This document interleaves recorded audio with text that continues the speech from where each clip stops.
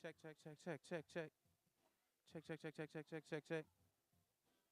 Check, check, check, check, check. Can you ask Max if my mic is hot yet? Brah, check, check, check, check, check, check, check. Hey, mic check, 1 2 1 2. Ski you know that I come through spitting off the top of the dome, but no koofy. Hey, I see Bijou in the front row, waving like she.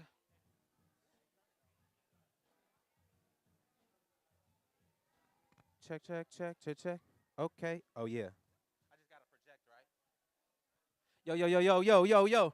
Hello, hello, hello, San Francisco, make some noise. I said San Francisco, make some noise. Yeah, that's more like it, baby. What's happening, y'all? My name is EJ Walls. I also go by SynQ, and I'm here to MC your Team Poetry Slam semifinals. Come on now. Hi. How y'all feeling? Y'all feeling good? Say yeah. If you're feeling real good, say hell yeah. If you're ready for some brilliant young team poetry, say we ready. Y'all think y'all ready. You might not be ready yet, though. Okay. Ooh, can we get some claps? We got our mic on. Come on now. Yeah. For sure, for sure, for sure. As I said, my name is EJ Walls. I'm very, very honored to serve as the MC for this here Team Poetry Slam semifinals. I just want to recognize some of the people up in the room. So if I shout you out and this applies to you, maybe make some noise so we know you up in the space. Are there any poets in the room? Where the poets at?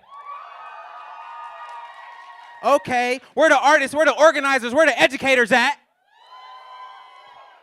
Where's the dancers, the parents, the friends, the families of the poets? Where y'all at? Hey, what area codes we got in here? Is 510 in the building? Is 415 in the building? What about 925? 650? 408? 707? Okay. I'm just kidding. Hey, make some noise for yourselves for being out here tonight. Did I miss anybody? I'm trying not to be disrespectful, you know. Yes, I did get to, come on. Let's go in. We're 707. Yes, sir. Thank y'all for being out here. This is a very, very wonderful and special evening. I want to give a shout out to our DJ TT. Shout out our front of house staff that y'all saw on your way in. Shout out our production squad who we couldn't do this without. Shout out to our youth advisory board spokes. Come on, y'all lit, baby. Okay, and shout out to this lovely venue. Can we make some noise for the Corey Auditorium here at SF Public Library? Yeah. How about this? Let me see a hand if you have never been to a Poetry Slam event before. Ooh, make some noise for the new arrivals, y'all. Make some noise, make some noise.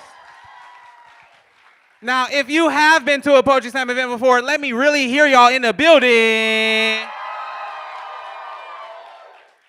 Love it, love it, love it. Love to have y'all. Yeah, man, we are in this is a very special event. We're on some very, very sacred land. And with that being said, I want to offer a land acknowledgement from the San Francisco Arts Commission, if you will.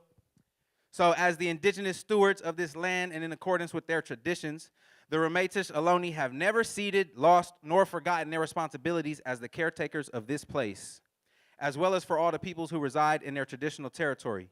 As guests, we recognize that we benefit from living and working on their traditional homeland. We wish to pay our respects by acknowledging the ancestors, elders, and relatives of the Ramaytush community and by affirming their sovereign rights as First Peoples. Can we snap it up for that? Right on. Also want to offer this Black labor movement acknowledgement. So we also recognize that stolen labor is at the foundation of this nation and its vast and inequitable wealth. We recognize the power, resilience, and resistance of all enslaved African people whose labor built a nation that refused to recognize them as human. We recognize that our economy continues to rely on the exploited labor of incarcerated people, of undocumented people, right? We acknowledge the debt owed, but beyond acknowledgement, we mourn the lives exploited and the lives lost. Beyond our mourning, we commit to fight and resist white supremacy wherever it appears. Can we make some noise for that, y'all?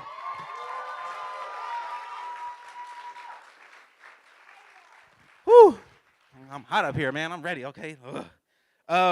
So, in case y'all didn't know, we are here for the Teen Poetry Slam semifinals. Over the last 2 months, yeah, make some noise. Hold on, this is a semis, man.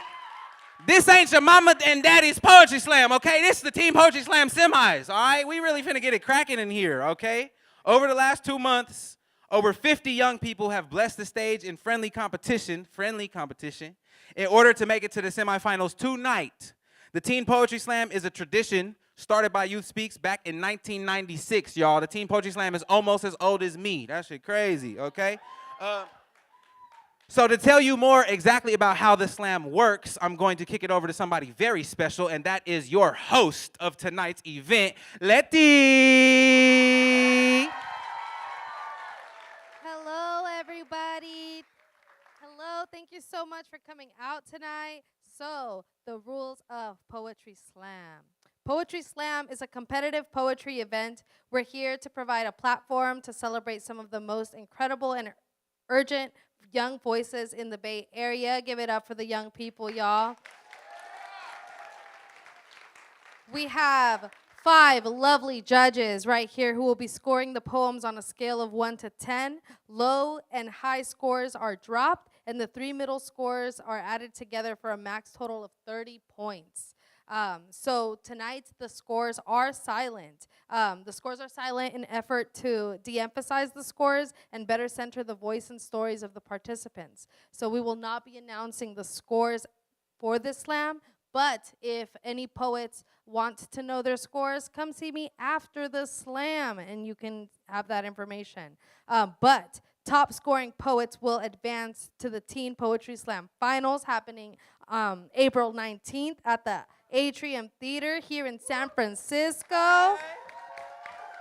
And top scoring poets are offered a spot on the team representing the Bay Area at International Poetry Slam Brave New Voices.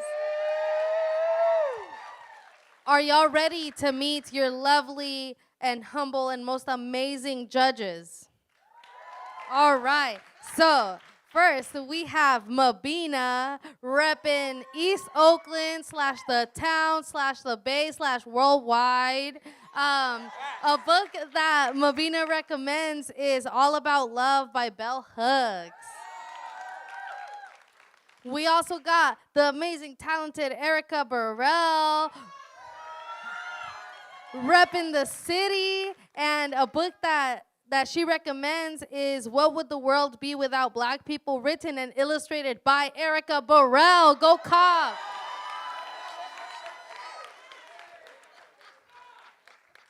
We also have a lovely, awesome youth poet also here helping judge these poets here tonight. We got Naya,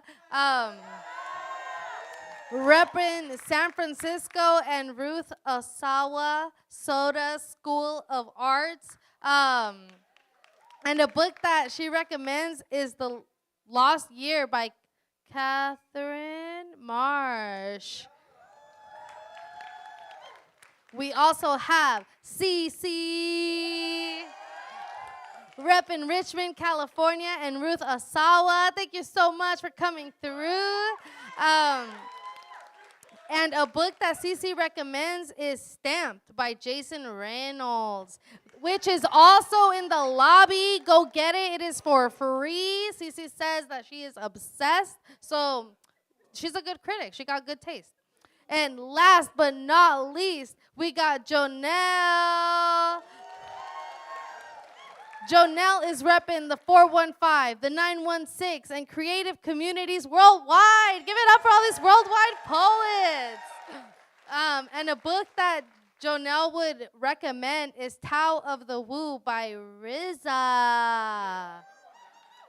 Yes, thank you so much, and I'll kick it back to you, EJ.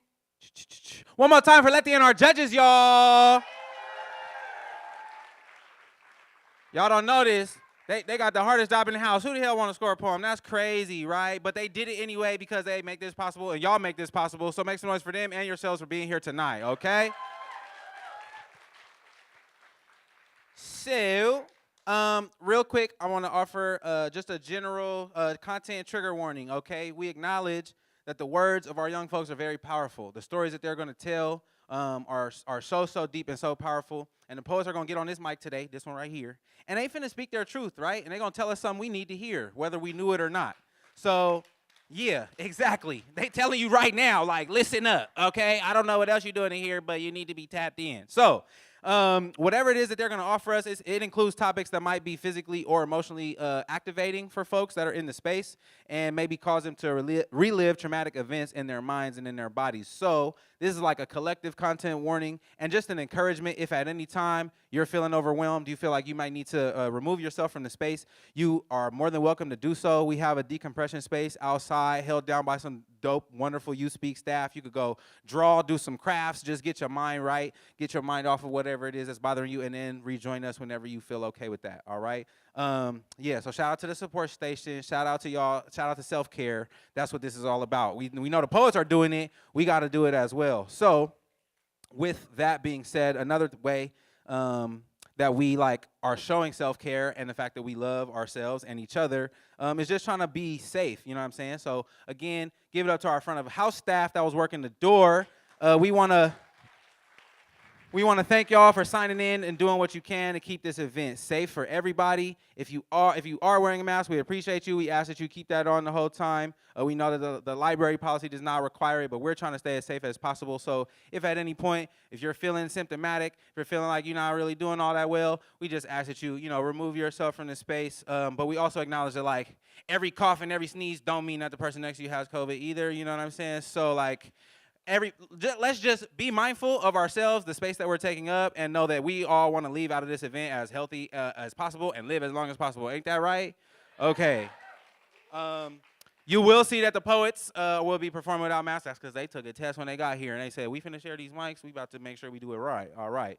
So how do we show love? I know that it's people that's been to a Poetry Slam event before, and this ain't no golf match. We ain't watching tennis. We not at no opera house. And if we was at the opera house, we would be tearing that down too. You know what I'm saying? So we need to make some noise. So there's a few different ways you could do that. Can my folks snap it up a little bit? Can we clap it up a little bit? You might say, ooh. Say, Say, word. You could be like, say that. Say, come on. All right then. For sure, I promise you, the poets love that. When we up here, we're offering so much energy, offering so much of ourselves, and it's only right that we make that a reciprocal process and a circular space where the folks in the audience are also, you know what I'm saying, giving right back. This is an exchange of energy and truth and love, and that's the ways that you can do it. Don't be shy. Don't be nervous, okay? We don't want to hear no crickets. We trying to hear the poet spit it. You dig what I'm talking about? Let's go. So, with that being said, y'all ready for some poetry? Is this side ready for some poetry? Is that side ready for some poetry? Is the middle ready for some poetry? All right. Well, y'all gonna have to prove it to me, okay? So we about to do a little volume meter exercise. This is my favorite thing. Y'all know what it is, all right? My hand, this is our volume meter, okay? The lower it is, the quieter we are, the higher it is, the louder we gonna get, all right? And if I'm up here, I need max volume when I introduce this first poet. Is that cool with y'all? All right. So we gonna start real low, okay? Okay, you can make noise however you want, but I'm about to come up a little bit. Come on now. Follow me. Come on!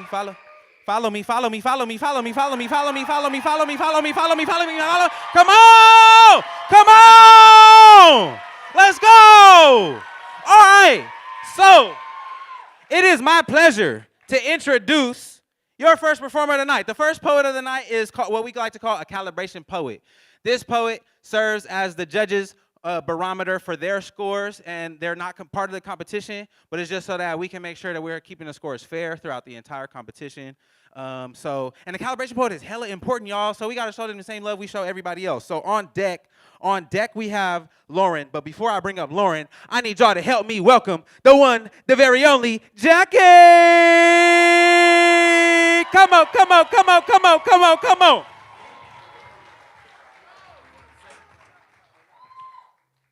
Trigger warning. Oh. trigger warning. Just crying, general distress. I'm good though. I am like him, for I bleed beer into unforgettable greens, build to my own life. I am like him, built for labor and nothing more, for I am orange, a cold blood sore, beard con alma against my odds, reckless driving in the form of love, late night talks amongst the night, for serious things I love to avoid. I am like him, an alchemic alcoholic of golden corona. I pop a bottle with my teeth to razor them sharp so everybody knows I am dangerous, though I feel as though I am weakness. As though I am a little boy drowning in a fizzy shower, a golden corral of fucked up morale. I bite myself shut to shut myself up because I know I am wrong. But I cannot bear the sorrow of being the only one. I am like him, for my eyes are dollar signs, peeking out to fill this whole odd, reeking of translucent currency. I mount a countless mind of minds upon my mind. I am like him, for I throw up onto the pavement as my kids bear witness, my insides spilling out all glittered with fallen wishes, broken dreams shattered due to my own consequences. I am like him. My anger is pink, full of rawness, and I am reignited in my own rage as my flesh roars back at me with full-skinned pain, tears at tears that have been seen past the red that I have taught them, because anger is the only protection you will ever be given. I am like him, for I fall behind in man-made academics, pushed back by waterfalls of letters that I can't understand. I won't understand, and I worry I won't ever be able to do so, even if I tried, because I am like him. Where try is not a word, it is void upon my own conscience. A blade of forethought fought upon my own due diligence. I am like him, a small boy in a big coat forced upon mud manure. For truth is not trying, and trying bleeds no truth. I am like him. I bare-bone silence attached towards my own avoidance, and I am a contained, caged creator. For I am like him. I am the father of mutiny and the mother of divinity. I am scavenged, scared, and machismo bred. I am like him, for I cannot bark beyond a yell, or whisper beneath a screech, or scratch beneath a, oh well. I am like him, for my love spills out of my own sense as a form of unrequited innocence, for if my child mentions likeness once, I will grant them countless packages. I am like him, for I love in unconditional ways God did not intend. I love under my own scalp where my curls curl around my brain as a cerebral protection. I am like him. I am a good father. I am built from detached mother, for despite the eugenics of bleeding genetics, I am my family relieved of broken patterns. I am a good father. I wish repeats towards my own indignance. I am a good father. I am like him. I am a good father. For my child will grow into experiences unbelievable, and for as long as I walk this earth, I will bleed beer into unforgettable greens, build to my own life.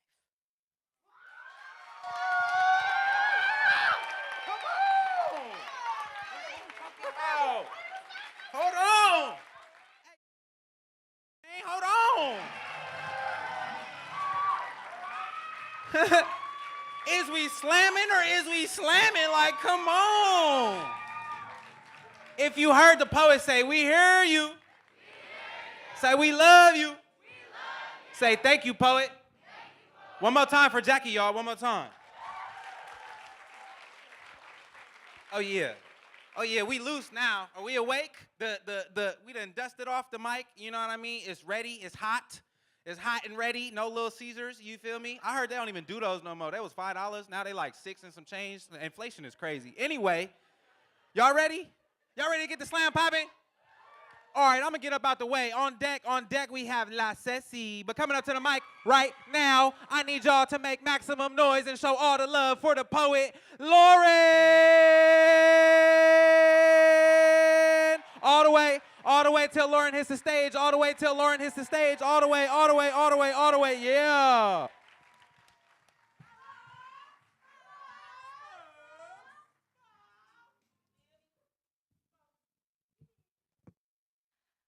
I think it's funny that my love language is poems, yet most of everything I write makes either me or you cry. So really, I don't know how to love, because the more I love, the more I hurt. When I cry or the panic arrives, my vision blurs. And I want to see this world in color. In vivid, high definition, I want to be bursting with it, to bury my pockets with handfuls of gold from the sun's mouth, to sink into a bath of dripping silver from the sky's bottle. What I'm saying is I want today and every day for a clock to mean nothing to me. I want the honey yellow of my grandma's seashell sheets, the burgundy of her voice as we struggled through her tongue twisters, the bright green of her laugh that grows, pollinating person to person, blooming into a bouquet that gives colors their name. I want today, or no, I want that day, a day when she was here. Death is a whisper in black and white. I want her to hug me the way the shore hugs the ocean's blue. It doesn't matter that I leave or my sadness recedes. She'll always be there. But that's loving, isn't it? The art of losing. To squeeze so tight to rainbows that they melt to rain.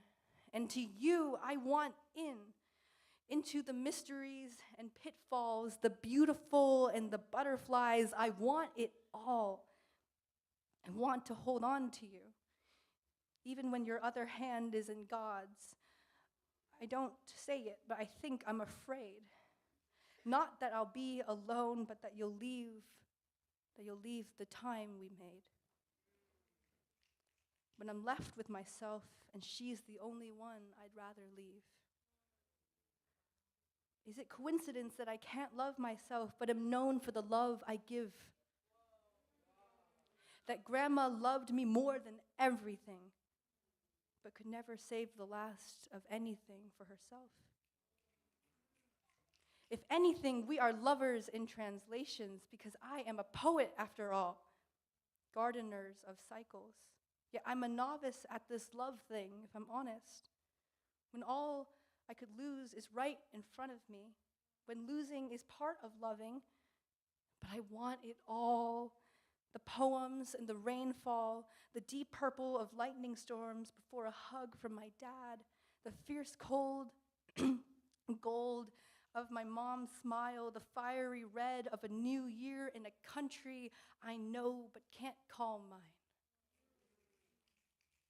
I want the soft white jasmine of my grandma's napkins as she wrapped my wounds, the bronze apple of our laughs when she asked if white people do this too. I want it all, the world God made and all the flowers he plucked away. My librarians say I'm made of love, so show me a canvas and I'll show you colors. Every shade of sheer happiness, every hue of hurt, every pigment of poem, and every language of love.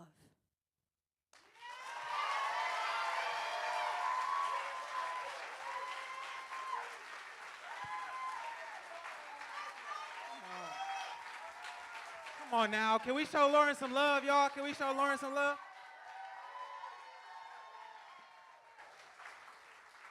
Raise your hand if you've lost somebody you love, okay? Put that hand on your heart, right? They all in here with us, okay? So shout out to the grandmas. all the other loved ones, all the elders that are no longer with us, but they here in this space. You feel me? One more time for the poet laureate, y'all. One more time, one more time. Thank you. Oh yeah, we have begun, y'all. We getting into it. All right, we feeling loose. We feeling ready. All right, we gonna keep this slam moving. When I call you on deck, if y'all could just do us a favor and see Franco next to the stage and make sure we get your mic measured. So on deck we have May. But coming up to the stage right now, I need y'all to show a very warm welcome to La Ceci. You dig? Come on, come on, come on, come on, come on, come on.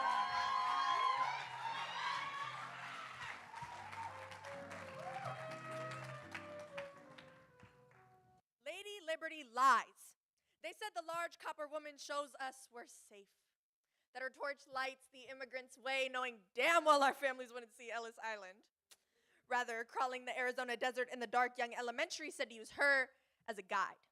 Some symbolism for our supposed liberation, land of the free, they said. As children remain shackled and undocumented taxes dime, we are nothing but a pawn to them. Some political trinket moved around the House floor, shipped here, there, everywhere to make a statement. See, immigrant takes the word person out their vocabulary because you simply cannot be both yet. Capital knows no borders. Green money knows no land, but we build walls for you people. Ooh. Create laws for you people. We are a controversy, a debate among the whites weighing the pros and cons of our lives. Do we benefit them enough to deserve space? So they keep us in limbo, letting laws change yearly. Immigrants stay forever on your toes. You're dancing with Lady Liberty now. Nothing is in your control. Land of the free. Welcome to the American machine. Feel free to slave. Stay. You're safe here. Asylum is a privilege, I promise. Remember your place, I tell you people. Are you legal? I'm just curious. This line between macro and microaggression is far too thin, so our borders are beyond equipped as families say goodbyes through barbed wire. Babies pulled away from their mothers through metal. People die for this. Be grateful you're American now. Remember Lady Liberty, black to copper to blue, all to fit the American truth. Your symbol of hope is shackled. And so are you. Don't forget you're American now. Trust us with your children. We'll teach them. We'll put them in ELD. You don't want to be one of those people, do you? Don't forget you're American now. Your books were long burned. You're not indigenous anymore. This is the land of the free. Free. Ignore incarceration. Ignore ICE detention. You're not meant to think that far. It's the land of the free. It's the American dream. Don't you see it? You work for us now. $7 an hour is plenty in your country. No, you work for us now. Brown is trendy. Let me try it on. I love your culture. Just keep it away from our borders. This is America. Welcome to America. Now watch the economy fall. It's your fault, immigrant. You need to leave. Don't forget your only option is by force, so make it quick or hide. Live in the shadows. No one needs to know you exist. You crossed our lines. Pay the price. Give us your sense of self. Feel free to slave. This is the land of the immigrant. Don't you see it? This American scythe is your reality. So we'll say when they buried our stories, they didn't realize we were seeds. But this land will cut you down at any given opportunity. While the shame in our community feeds our colonizers, they don't just have our bodies, but our minds, because Lady Liberty will always lie and call it the American dream.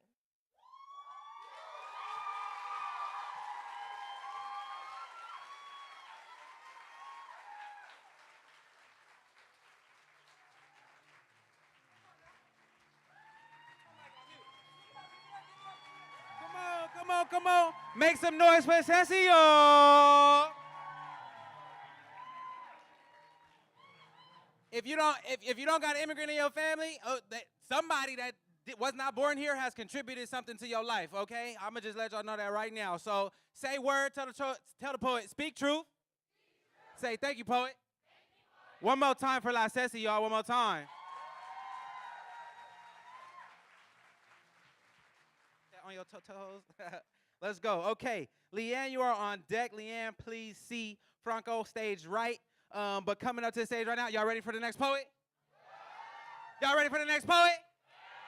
I need y'all to show maximum love. Make a whole lot of noise for May.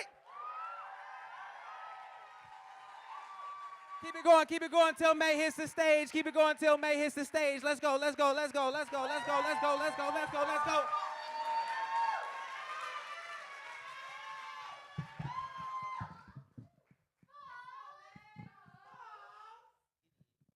poem is for my Pakistani sisters.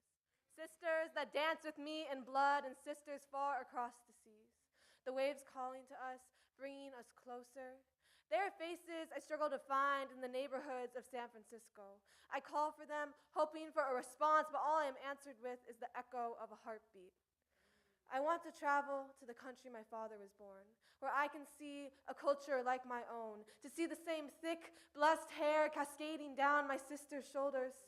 I yearn to have my head soothed with coconut oil and saffron garlands laced by sun-kissed palms, to be dressed in gold-trimmed saris and a bindi pressed into my forehead, like the mark of my father's thumb, a symbol that he is a part of me, even though I no longer remember his face.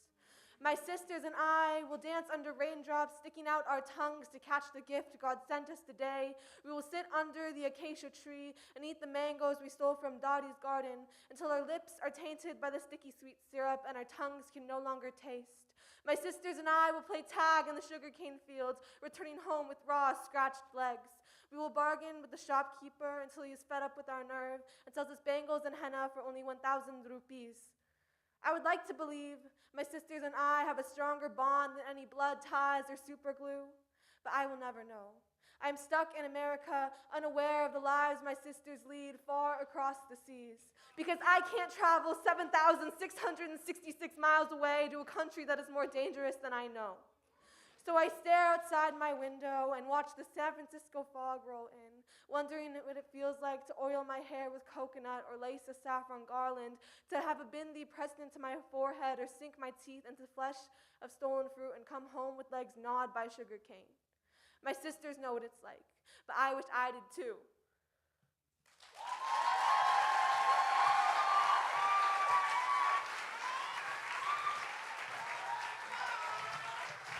Come on, y'all. Show some love for the poet. Show some love for the poet. Make some noise and send some love to all our sisters here and our sisters worldwide, right? Make some noise, make some noise, make some noise. Thank you for your words, poet. Cool. So if when we ready for the next poet, right, I'm going to say y'all ready to keep it rocking, and y'all going to say keep it rolling. I said keep it rocking. Keep it rolling. Keep it rocking. All right, well, we finna keep it rocking and keep it rolling. I got Marvin on deck. Marvin, please come stage right. But coming up to the stage right now, I need y'all to make maximum noise for Leah.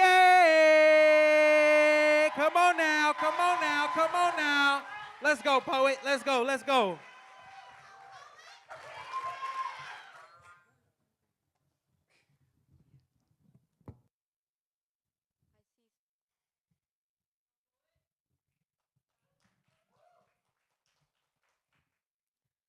I see thestrals. I've developed a superpower that only doctors and cancer-detecting dogs should have. This superpower, which isn't really super, it's like an unbidden sixth sense, one that no one wants to have. I wish I didn't. With this superpower, you begin to notice illness all around. The grocery store, school, your friends' homes. You see that person wearing a beanie and 2 jackets in 70-degree weather. You notice the sallow skin, hollow cheeks, dark circles under the eyes. You know what they're going through, even if they're a complete stranger. The superpower is something that all of us will eventually gain. Cancer sneaks into our lives, the uninvited guest who crashes the party. I obtained my superpower when I was 12. Hopefully, you won't gain it until you're older. Let me prepare you for the things people say after you lose a loved one. Your superpower will not prepare you for this. They will always be with you. At least they're not in pain anymore. The first year is always the worst. It will get better with time. Everything happens for a reason. They're in a better place. And the worst one yet actually said to my mom, "Be glad you have kids. You have something to live for." Thank you, but no thank you. None of that helps, and none of it is true. There is no reason that my dad died from cancer, and he is not in a better place. A better place is here with me. Most people have good intentions. Their words don't hurt that much. It's the offhand remarks that do. You're still not over it? I see thestrals. I first read Harry Potter when I was 10, long before J.K. Rowling pulled a Tom Riddle and turned into a villain, spewing her transphobic views on Twitter. Harry first sees the Thestrals when he's 15 after witnessing Cedric Diggory's death. Little did I know that I would be able to see them too. After my dad died, I read the book Glitter Gets Everywhere. This stuck with me. Someone at the hospice told me that grief is like glitter. If you throw a handful of glitter in the air, even if you try your very best to clean it up, you'll never get it all. To know the horrors of Thestrals is to also know the potential beauty of glitter, the darkness and the light, but only if you make the light. So as a friend, how can you help make the light? With compassion. Sympathy, empathy, and compassion. 3 responses that people think are similar but are actually quite different. I'm sorry for your loss. That sounds awful. Sympathy is neutral. There's nothing wrong with it, but you can do better. I'm sorry for your loss. My mom died last year. I know how you feel. Empathy, connecting with your past experiences, helps both you and the griever feel a little better. I'm sorry for your loss. Can I bring you dinner tomorrow night? Compassion, adding action to help the griever in a meaningful way. You can't take someone's grief away, but you can walk through it with them. Glitter is everywhere. I can't wash it away, but I can use it to honor my dad. I see the glitter and recognize when people need compassion. It is a way to make my superpowers seem less terrible. I see Thestrals, but I know how to make the glitter sparkle.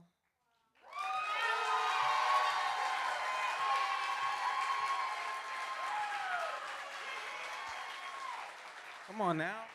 Come on now. Make that glitter sparkle, y'all. One more time for Leanne.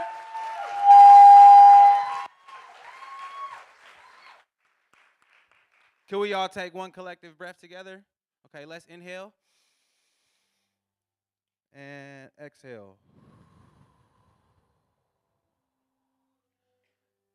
Moment for all the people that we've lost, those that these losses are not easy. So again, we appreciate the poets for coming and sharing their truth, right? Every time, every single time. One more time for Leanne, y'all. One more time. All right. Come on, we gonna keep it rocking and keep it. You feel me? Okay. On deck, we got Mallory. Mallory, come see us to stage right. But coming up to the stage right now, I need maximum noise and love for Marvin. Yes, sir. Come on. Oh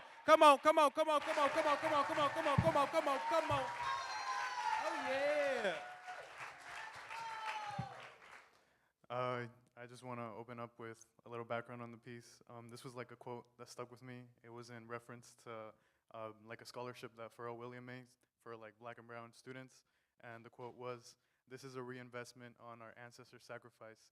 And I wanted to honor this piece as my form of reinvestment, to show the emotions for those of my people who don't have the privilege to be in a space like this to be heard. So I'm just here as like a mere vessel for them.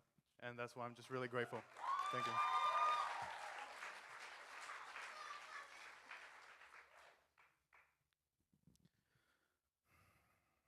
Amassing births or a massacre, which do you prefer? A life of birth or death? A ceasefire you can ensure, bombings you can't rescind over the child that hasn't sinned, trapped in rubble from which you're sponsoring. And from my pain to my brothers and sisters slain, to my brother who died before birth, to my mother who always placed me first, will you discuss her worth? Discussed by the same white man who came to say, this man died for you on a cross, resurrected, have faith. What you often don't say is how your God killed cultures, practices with his law and order, labeled savages who sacrificed, but tell me what your highness did. Ordered executions over simple fucking finances. Who's the real savage here? You try to erase our practice for rain showers, crop growth, and good fortune, while your king killed for full power, fear, and control of your choices. So don't speak to me about your morals. This ain't no quarrel. Don't speak to me like a friend. I want to slaughter the systems you defend. White supremacy, your friend. Prison soaked red, you don't rehabilitate, but you pretend. You take activism as this recent trend. Like when has our suffering ever met its end? Values that you pretend, like what wounds do you tend? I realized mine by 10. And from Aztec fights to the immigrant's plight, my body is one of hardship and divine light. Growing in an era from which my people were made into an issue, a topic to discuss, a political ploy to get us less employed, send them back or lock them here. I understand who most you fear. I understand who's at your sights. Crosshairs on those with the willingness to fight. Yeah, you tell me violence ain't right. So tell me what happened to Fred Hampton that night. Blood-soaked mattress, that's right. What about MLK's plight? His dream you adopt, but you're so eager to drop. Hateful rhetoric you bought. How do you speak down on the woman who works the nights, missing time with her child? She paid the price, yet you spit the same rhetoric out of spite, like her work ethic won't suffice. So show me the statistics that you're right. Explain to me her vice. Show me her crack pipe. You act as if most of your rapists aren't white. You act like I won't fight. This battle of conscience, yo, batter me unconscious and tell me you didn't start shit. You hold the knife I was marked with, my split conscience. I code switching offenses, black and brown power with no off switch. I see your eyes twitch. I see your eyes twitch when you see this Aztec-colored boy with no bondage. And I can already feel the red dot, for my death is sought. And I hope you remember me and those that are yet to walk, those who can barely read, and those who rarely talk. What more do you need to understand the enemy is he who leads all eyes and ears? Face change every 4 years. Elect he who least you fear. Am I clear? And there's no doubt in my mind, one day he'll send agents while I'm reciting lines and come from the rear and ask, what most do you fear? And before I mutter back or feel the blood gushing out my back, hypocrite.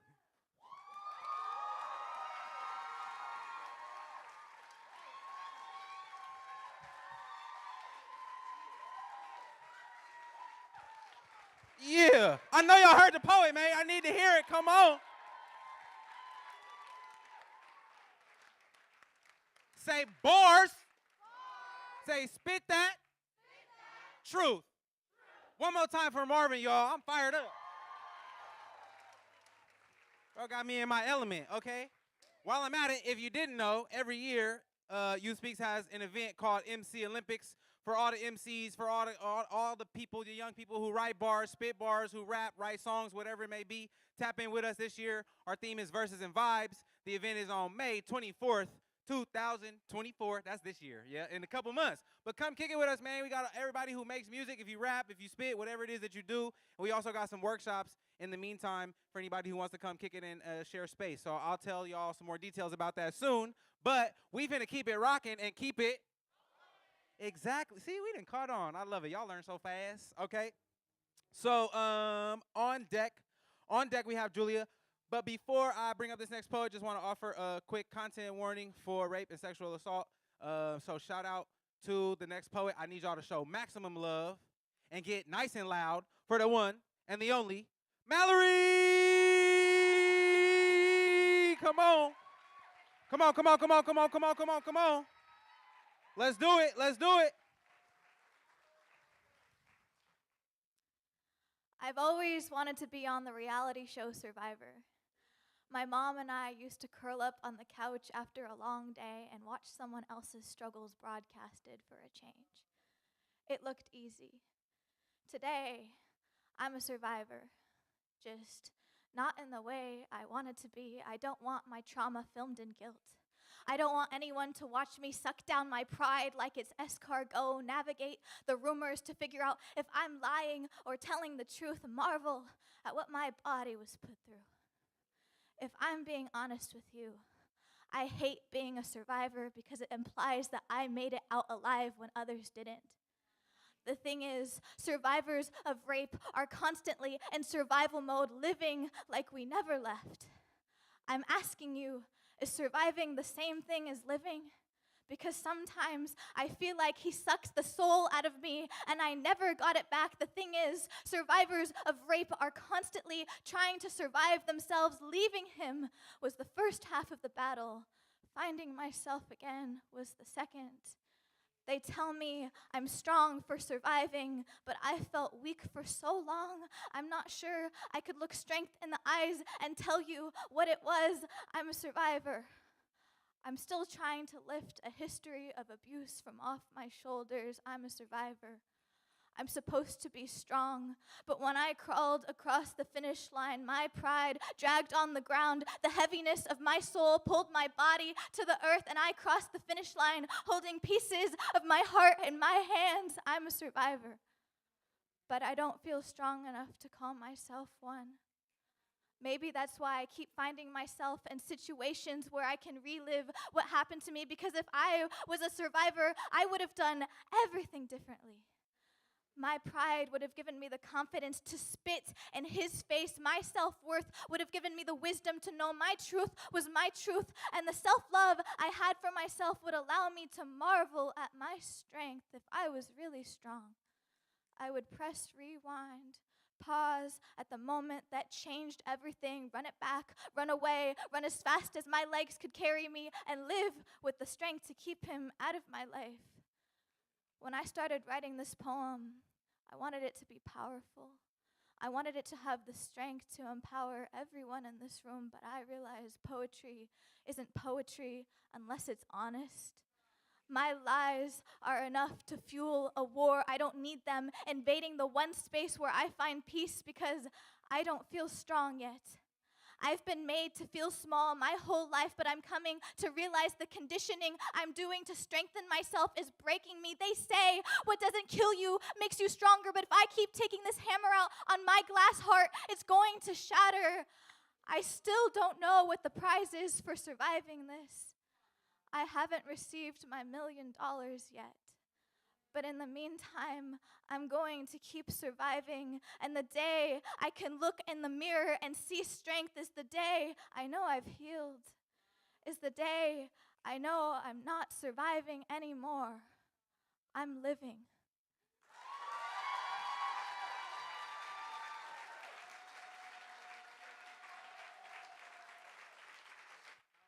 Come on now. Keep it going for Mallory, y'all. Keep it going. Keep it going. Say live, poet. Say live, poet. Sending strength and love to all survivors here and around the world as well. One more time for Mallory, y'all. One more time. All right. We're going to keep breezing through it. On deck, we have Yamini on deck. But coming up to the stage right now, I need y'all to show maximum love as I bring to the stage the one and only Julia. Come on, come on, come on, come on. Come on now.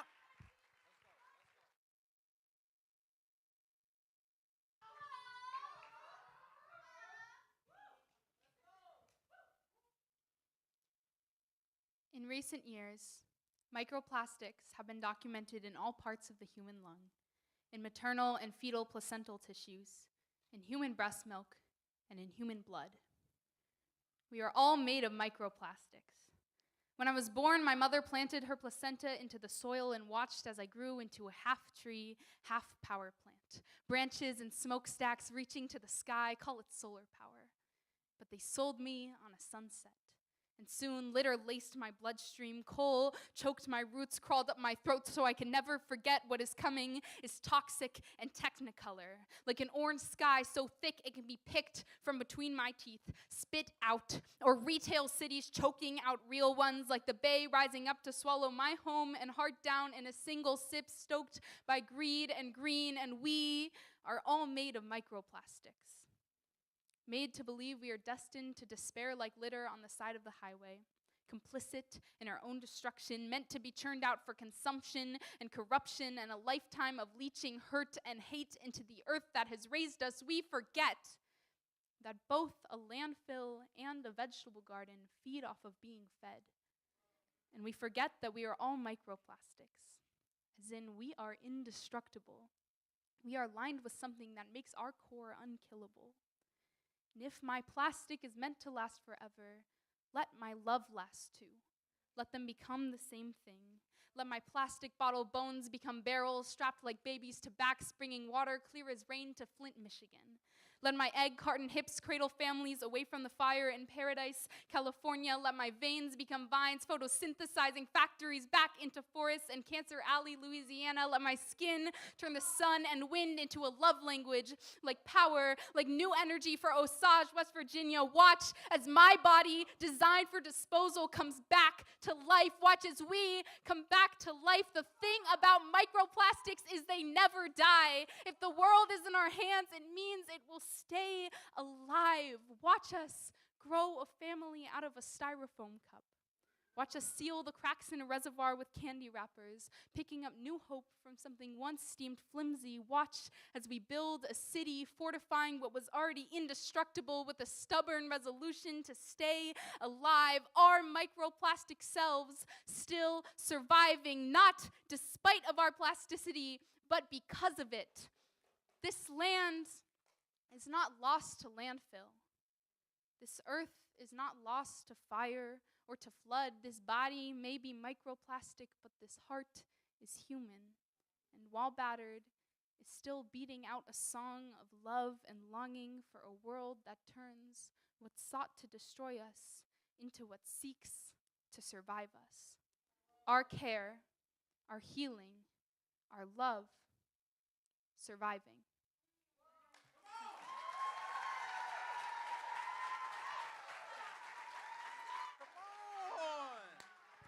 Come on now. Y'all show some love to the poet. Show some love to the poet. Bet you ain't never gonna look at plastic the same, huh? No. Show some love one more time for Julia, y'all. One more time. Woo! Man, they bringing the fire tonight. Y'all ready to keep it rocking? So we gonna keep it? You feel me? On deck, we got Vinny. On deck, we got Vinny. Vinny, come see us off stage, but coming to the mic right now. Please give it up for the one and only Yamini. Let's go, let's go, let's go, let's go. Let's go till you get up here. All right.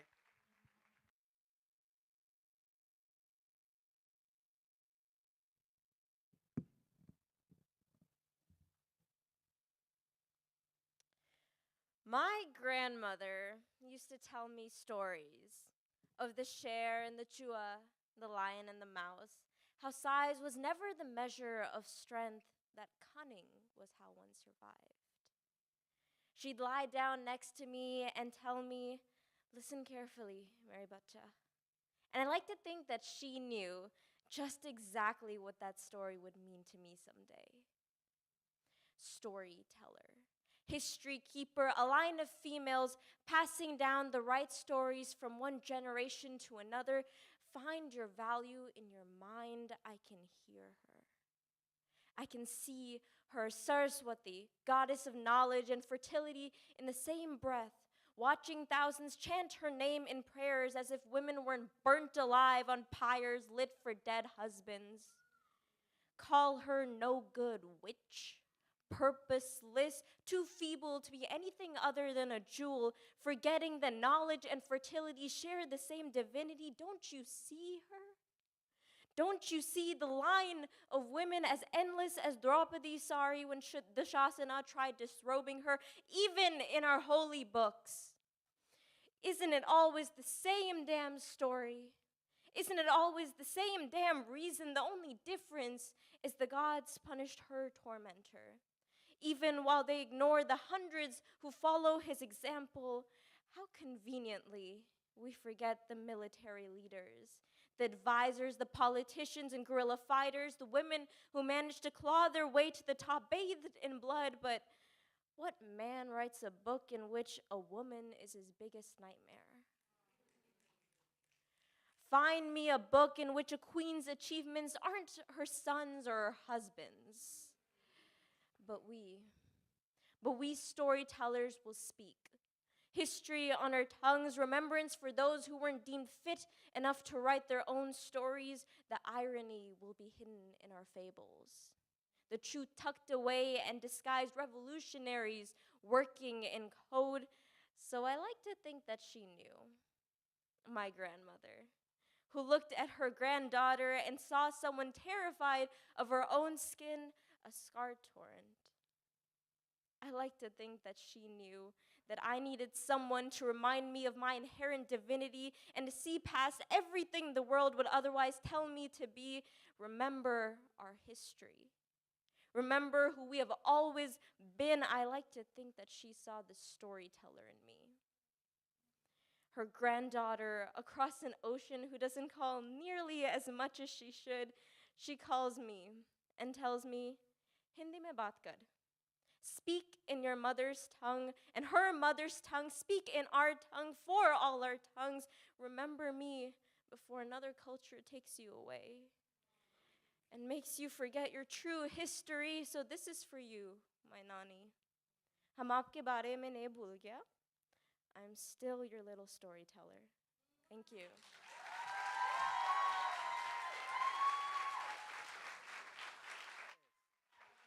Come on, come on. Keep it going for the poet. Keep it going for the poet, y'all. We in here celebrating storytellers of all types, all kinds, all backgrounds. So one more time for Yamini, y'all, and all the storytellers in the space. All right, on deck we have Aisha Ray. But coming up to the stage right now, ooh, she got fans. Come on now. Coming up to the stage right now, I need y'all to give it up for Vinny.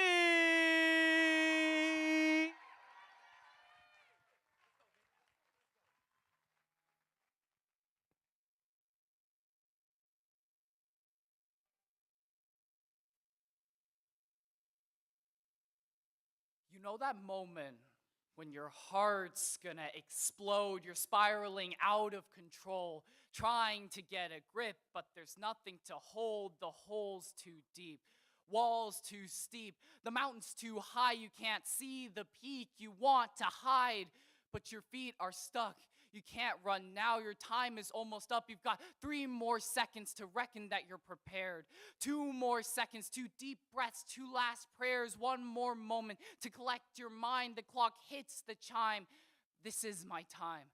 The battle begins, the numbers take their stance. They've trapped X behind sign, a near impenetrable defense. I try attacking with factoring, but nothing's matching. I'm practically counteracting the fractions while subtracting all distractions. The factions collide, now divide the side. I decide to find why, but the why still defies. I try another angle, and this time we're getting somewhere. Now just flip the reciprocal, the answer is E squared. I'm speeding through the questions, I don't care if they're median or mode, finding rhythm in the logarithms, breaking down the matrix code, meticulously ticking the tickings, calculating the load, trying to quantify the undefined, scaling it up tenfold. My speed is undominable, not stopping for any asymptote. Confidence is soaring and no signs of logistic growth. Velocity is not terminating, rate is accelerating. My mind sees no determinant, the limits are disintegrating. Problems dropping at 9.8 meters per second, not a second to second guess myself.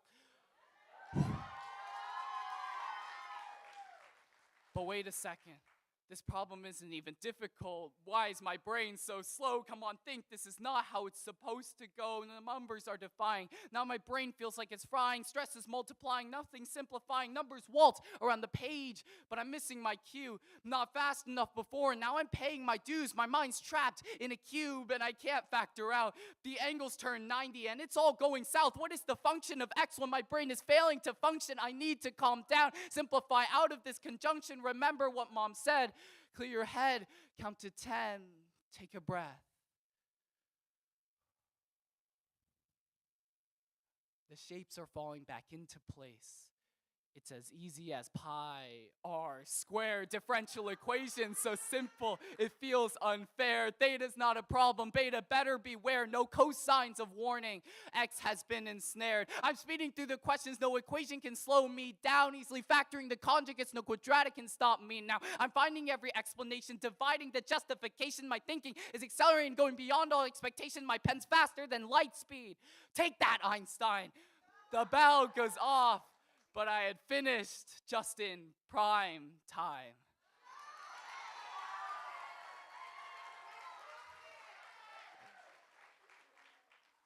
I was finally free. But imagine my surprise when that pre-algebra test came back with a C.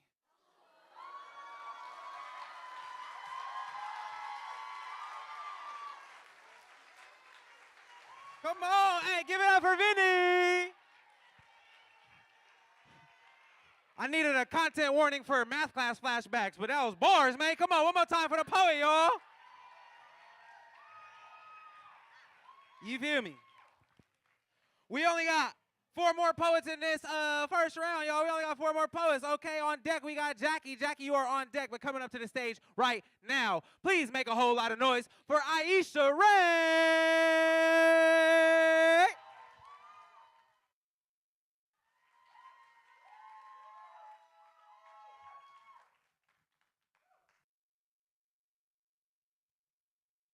My overhead light dim, and I taste the salt of my dinner and sweat, and I smell the sweet smell of honey and clementine incense sticks mixing with the sour scent of rotting tulips, and I feel hollow, and I feel rose vines growing around my thighs, tightly tying me down, thorns intact, but what's a rose without red?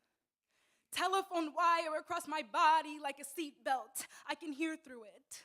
I can hear what you say about me if I close my eyes and listen. And I can hear my heart on the 808 beat, and I can hear my breath, but it still feels hard to breathe. And I'm counting sheep. There's 1, 2, 3, and I can hear my heart give up and crawl into my stomach, leaving a cavity in my chest, leaving me hollow. The acid in my stomach dyes my blue heart green, and I can feel my veins turn from dark, dark indigo to viridescent. And I can't sleep when my body feels so alive. Instead, I think about how yesterday my best friend called me on the phone and said goodbye, and I couldn't bring myself to cry until now. Last week, I realized I never got to say goodbye to my aunt before she died, but I bet there's a new star in the sky, and I bet I notice it if San Francisco wasn't so foggy, and I bet she hears me when I whisper goodbye to the new, invisible nebula. Now my pillow is wet, and I can taste the salt of my tears and sweat, and it feels like I'm in a bathtub basin slowly filling up with Epsom salt and ice-cold water because my heart aches, and my mom told me Epsom salt is good for your muscles, so maybe it will dull this pain. I think I'm drowning. It feels like I'm drowning in my own tear-stained and still wet bed. The salty water of my tears is over my head, and I can't float, and I can't swim, and I can't breathe, and everything I see is washed in an acid hue of green, and I can feel the salt water seep into my veins, and I can feel the salt water pull me down to the bed the waves rest in, and then the current finally dulls me to driftwood, and I can float again, though I still can't breathe, but I can see. I can see the outline of my overhead light in the dark, and I can see my fingers now dyed bluer than a Picasso, and I can feel. I can feel my heartbeat in my stomach, green blood pumping into my veins, and I can feel the cavity where the aching muscle once sat, and I can feel. And I wonder if I'll ever die, because I just drowned, but I've never felt so alive.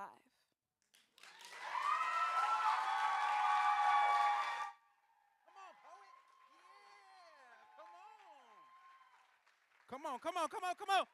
Come on, keep it going for Aisha Ray.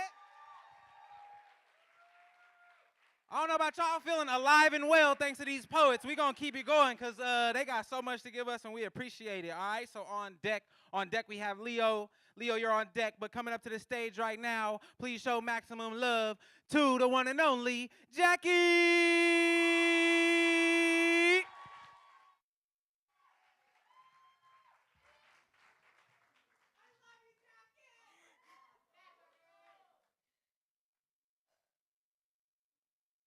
Love is patience. Love is kind. Love is hugs and kisses. Love is unconditional. But how can you love if you don't know love? You say you love me like the sun loves the sky, the bees love flowers, yet you act like I'm not there. Looking through the mirror like a stranger window shopping, seeing the love and compassion you share with others. What love do we have? I say, can we talk? You say you're busy, but when her friend cries to you, you drop everything for her.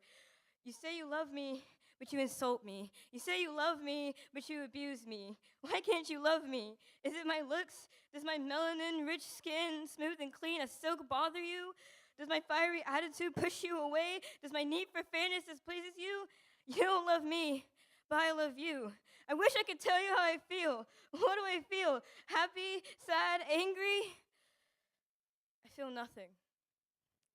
Like a void in my heart, a black hole sucking in every emotion I have left, darkness creeping into my eyes, my mind, and my heart. Every energy I've spent on the effort to look happy, every time wasted on blow-ups and silence, the pain in my chest dragging me down to the abyss while showing emotional weakness. Why do I need to wear a mask around you? A mask to hide the tears, a mask to hide the pain, a mask to hide the hurt, to keep me from screaming, help me, bottle your emotions, smile all the time, show your friends the kindness you never got, the attention you never had. Why can't you love me? Love is a treasure trove of emotions and feelings, warmth, laughter, and kindness all wrapped in the present. Love should be unconditional, thoughtful, and forgiving. Every day I wonder, do you love me or do you like me? Do you hate me when I do wrong or when I fail? Why can't I cry for you? Why can't I respect you? I want to know me. I want to know you. I know me through you. But do you love me? Love me for my jokes, my silliness, my passion, my empathy, my sympathy? I wonder if you think I'm lazy. Is it wrong to feel tired, to feel stressed, to feel angry, to feel sad, to feel happy, to feel love? I want to feel the feelings you feel the warmth of your skin as we hug, feel the soothing sound of your voice when you sing. My heart reaches for your love, your touch, your compassion, to heal all the hurt you feel in your heart. I want to heal you. I want to heal us. God, heal her, heal me, heal my family, heal my friends, heal my heart, heal their hearts. A piece of me is missing, love. A mother's love, sacrificing your own needs for others. A father's love, the protector, the hero. A sibling's love, your ride or die, your friend for life. Love can help us mend, heal what has been broken. I love you. Love your smile, your laugh, and your caring spirit. I love you. I pray that God heals you.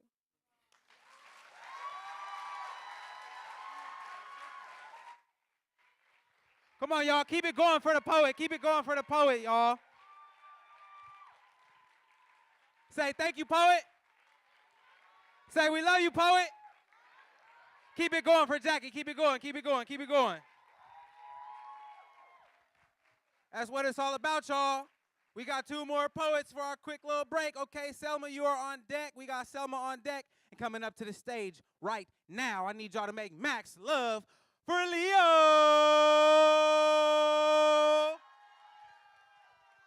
Yeah, yeah. Yeah,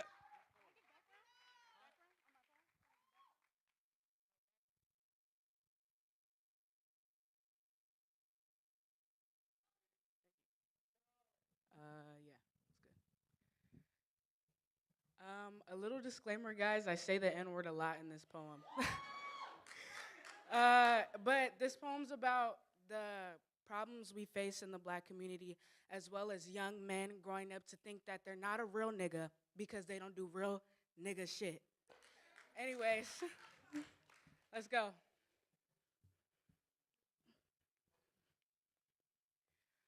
Great music about perspective. Tell me what you think is good. A real nigga ain't a real nigga till he rep a hood. A real nigga ain't a real nigga till he pop a blood. A real nigga ain't a real nigga till he up above. Let's talk about logic, because then a real nigga ain't shit. Real niggas don't tote guns and let his cannons throw the fits. A real nigga don't fuck with women and forget about his kids. I say a real nigga can't give a fuck about a quota. Some niggas will kill you, spit on your grave, and then quote you. Some niggas go hear about your past and then post you. Fuck.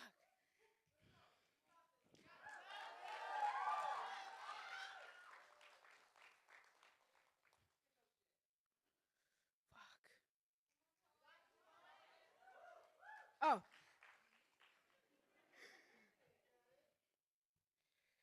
Let's be honest. Real niggas are replaceable because they come in all colors. Like a white man can steal your land and refer to you as brother.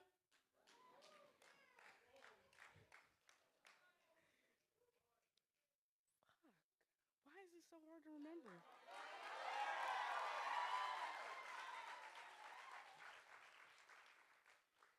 but to them, that's common practice. See, most fake niggas don't even act with malice. Unless to them you're acting like a fake nigga. Then you fake, nigga. Pull your guard down, your mans will pull that trigger, just wait, nigga. A fake nigga don't care about you, and you still don't see the signs. But just know that a fake nigga will be a fake nigga if you just give them time.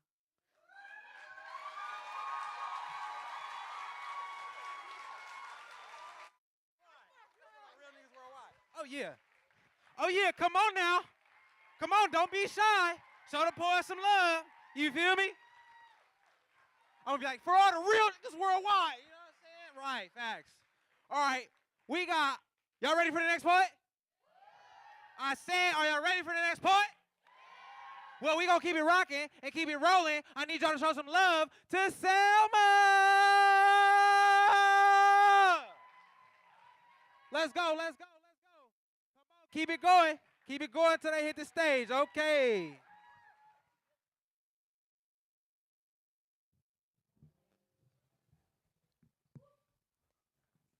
Okay, I'm on a running clock, but right now, before I say my poem, I need to say Ramadan Kareem to everyone fasting right now. Okay. The term ethnic cleansing and the word genocide aren't synonyms. But to me, ethnic cleansing is genocide's pseudonym because it makes murderers sound like they're just doing maintenance. Except ethnic cleansing is not housekeeping. Ethnic cleansing bleeds into genocide. It only makes sense that an ugly truth would want to hide behind a pretty lie, but I want to bask in genocide's ugliness, and I want it to radiate with its own shame, because it's better than playing this game of global silence that always ends the same. I'm tired of hearing a nationally broadcasted cover-up story before the truth, and I'm sick of watching repeatedly how they villainize the resistance on the news. It's almost as if they truly believe that the oppressed should never fight back, because to them, that's a lose-lose. Our country claims to sympathize for the suffering while sending weapons to fuel their suffrage. So they urge us to live ignorantly, to indulge and waste our time so our moral judgment and their agenda don't intertwine, and they can continue to turn a blind eye to their own crimes. We feed off the spoils of genocide with little conscience because its death and destruction is always off camera, but when we watch movies about American history, genocide should be the first name rolling at the start of the credits. While we blindly spectate this world death duet, a little girl sees her brother's body buried under the rubble of her demolished home, and her sobs should be heard by the whole world because they pointed guns at just a little girl. Genocide hides behind a neutral system because neutrality always empowers the oppressor and never the victim. Neutral is silent. Regardless, our shouts are too quiet because a shout becomes a whisper when they over-censor us on Facebook, Instagram, and Twitter. So let's call out the leaders who hide behind a neutral stance. If they can pay millions to fund both sides of a war, tell them to start paying war reparations in advance. Let's give the people a fighting chance. So genocide, no more hiding behind a pseudonym or abusing neutrality because this is your new reality. Come step on the world stage, let your horrors echo in the very depths of our stomachs so we can feel even a fraction of your victim's rage. Genocide, you're breeding vessels filled with hate, so don't be shocked when we pick up the fragments of the ruin you caused and turn them into our own bombs. Please take my place because I'll scream until my throat rubs raw, but my voice alone isn't gonna enforce international law. No matter how much poetry I read to you all, some lines that rhyme aren't enough to stop genocide. Turn yourself in and admit to your sins because I can't bring justice to your victims through a poem. Genocide, I hope you realize just how much you owe them, how much you owe the little boys and girls who you are murdering 7,463 miles east of this stage. Our world's acceptance of genocide is well overdue for a change.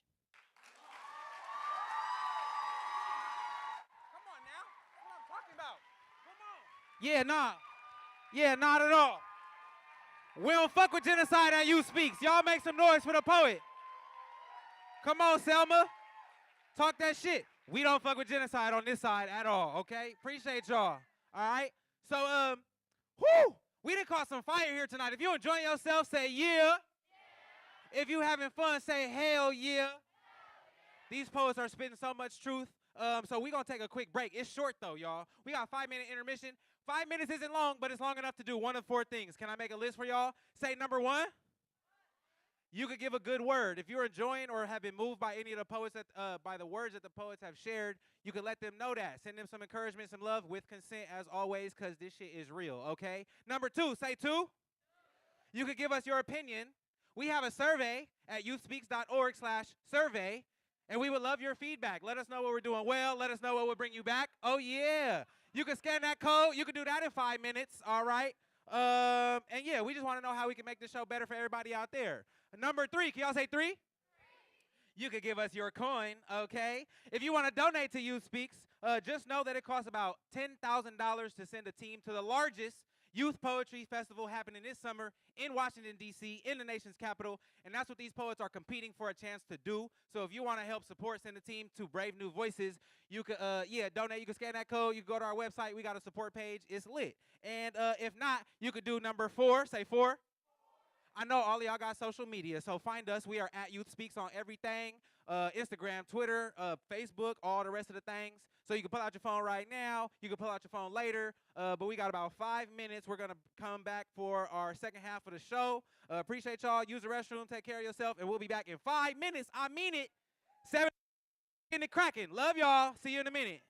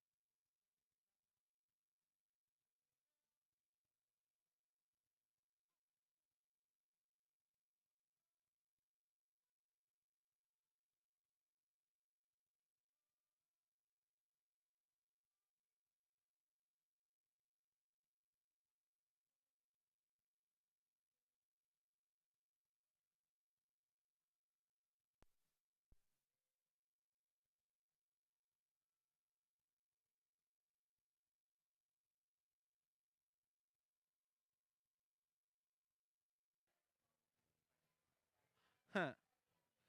I told y'all. Ooh. I told y'all 5 minutes wasn't long. Study long, study wrong, big dog. How you doing? We're gonna be starting up here. Oh no, but that's if it was on. Oh, I'm sorry. Check.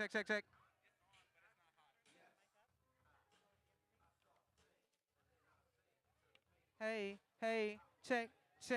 Mic check 1 2 1 2. Yeah. Mic check 1 2 1 2. Mic check 1 2 1 2. Please take a little seat if you're ready to do what it do. Mic check 1 2 1 2. Hey, if you're on your feet, please take a seat. If you're on your feet, please take a seat.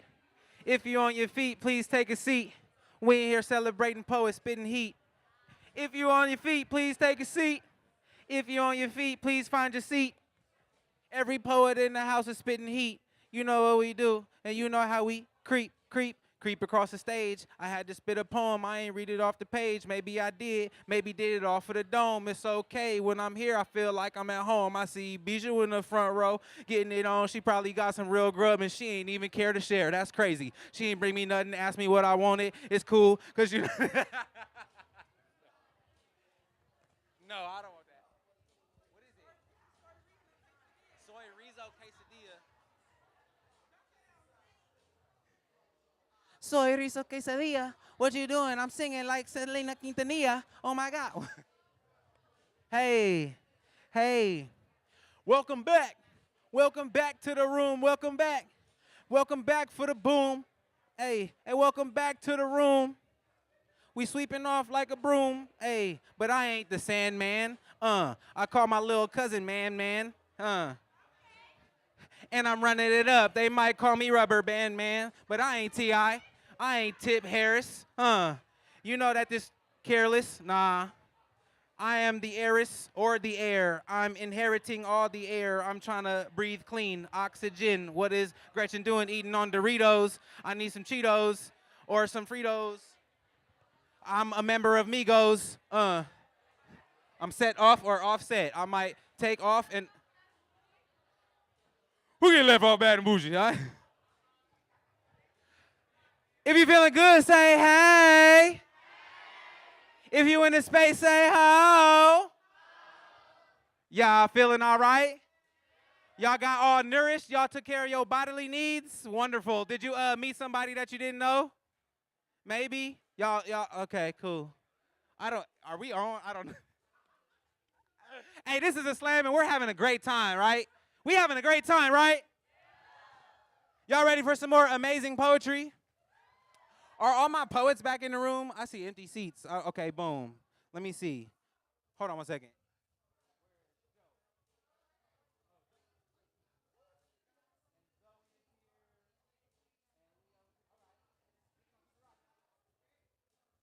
Hey, one more time for DJ TT holding it down during the intermission. You dig? All right. We about to hear from 2, 4, 6, 8, 10, 12 more poets. Can y'all say 12 more? Say 12 more. Okay, it's a wonderful night, and we about to keep it rocking and keep it. You feel me? On deck for this second half of the slam, we have Zoe.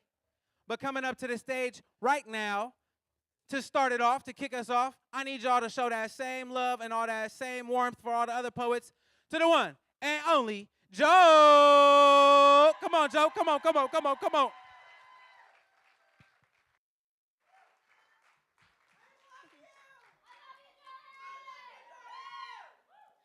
I once taught a boy who I'll call James. See, the other kids said James couldn't talk, but truthfully, James could talk just fine. Not only fine, that boy swallowed dictionaries, he ate books one by one like popcorn, spit out mellifluous enigmas with perspicacity, he devoured words for breakfast. But sometimes he slurred them a little too hard. You see, James had a lisp, and because of this, the other kids made him feel like his tongue was sick. They made him feel like his voice was a choice, like his teeth weren't piano keys making their own melody from the same notes. Notice how they made him feel like he was dumb.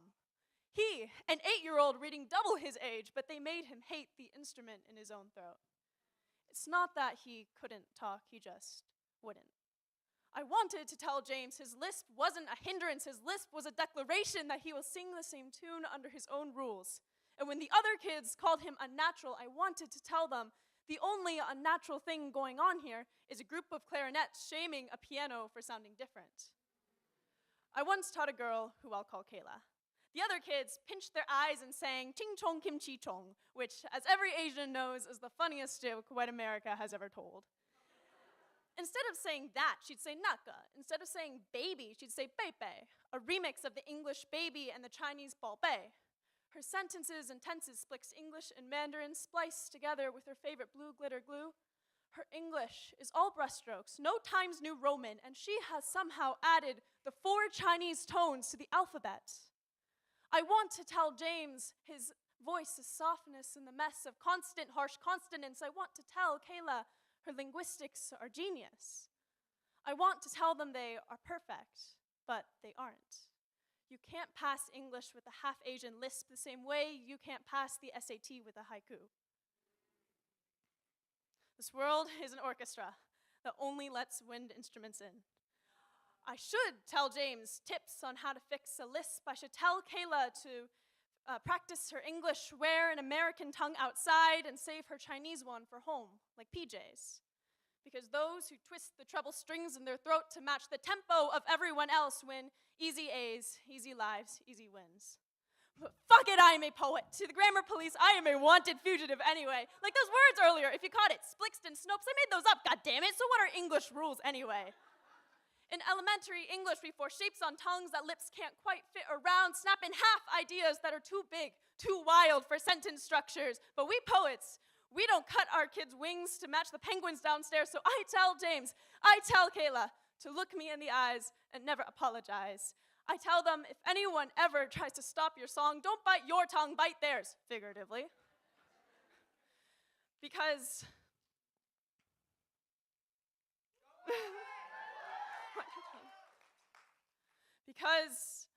you know what white guys with long, pretentious last names say about poets. Poets are the unacknowledged legislators of the world.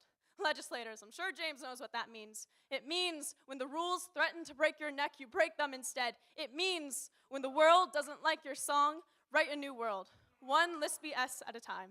Thank you.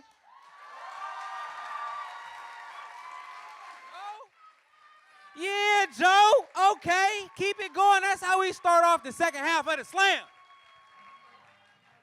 Shout out to Joe and all these other poets that are writing new worlds. You know what I'm saying? One more time for the poet, y'all. Give it up for Joe. Give it up, give it up, give it up, give it up. That's what we here for. You feel me? All right, on deck we have Leo. Leo, you're on deck. We're coming up to the mic right now. I need y'all to show maximum love for Zoe. Come on, come on, come on, come on, come on.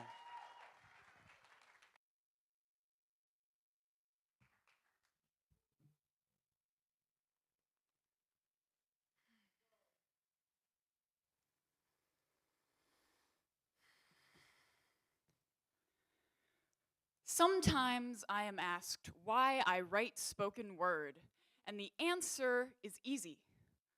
I write spoken word to process my feelings, to conjure emotions, to understand myself and the world.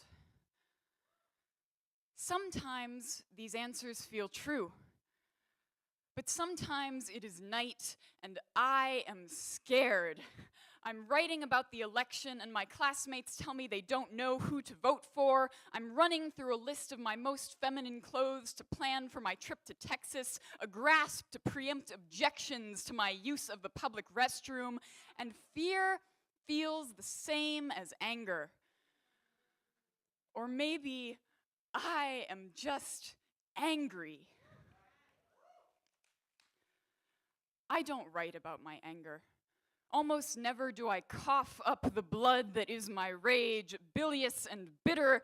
Almost never do I turn away from my fear to spit at the people who cause it. But I want to. And these are the times when my reason for writing spoken word concentrates down to this. It seems like the only way to force people to listen to me. But it's never the right people. not you in the audience already listening, already aligned with whatever I'm about to say, or if you're not, this poem won't cut deep enough to change your mind. In my worst moments, it just feels hopeless, not even worth paying attention, even though apathy kills, even though I know my voice can reach people. Almost every poem I write is about my fear, because there's so much of it. What is anger but capitulation? The hero's quest, the evil resting in the heart of our government, the story I want to believe, where we defeat the radical right by appealing to their humanity or through the cleansing power of violence. Either one is a fantasy. My anger is not a feeling, it is a political statement. Because surely I don't have the right to a fury not backed by numbers, actionable plans, the roadmap to a better world. My voice is an instrument for realism. And if I can't outline our revolution, then I should just stick to being scared. So why do I write spoken word? Because I still have things that need to be shouted, not just read. Because I am still angry, and my anger is too big to ignore, and I shouldn't need it like this, so potent it would seep out of my blood, already hardening into armor. Apathy kills, and I just want to rest. Do you? Do you see how first we need to keep moving?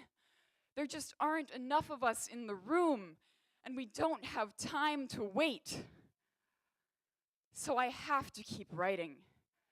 I can't do anything else.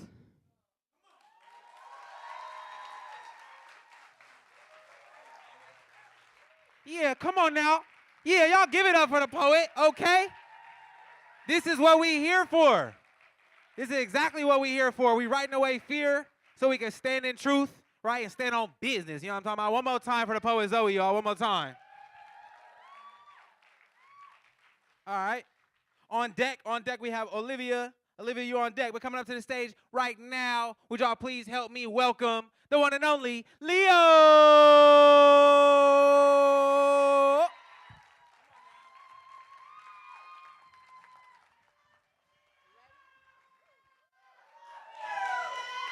I love you guys too. This is for anyone who has black mothers. You is not one of them little white boys. You is not the Joneses, so you better stop acting like it. Man, my aunt used to tell me that so much, that has become branded on my brain forever. And what makes this thing that much worse is now that I'm grown, I really know how right she was. You see, growing up, I always thought the Joneses were actual people. I envisioned rich white lady in a swimming pool and kids driving around the brand new Lamborghini. But now that I know what's what, I see that the Joneses were never people, but an idea. The Joneses were privilege.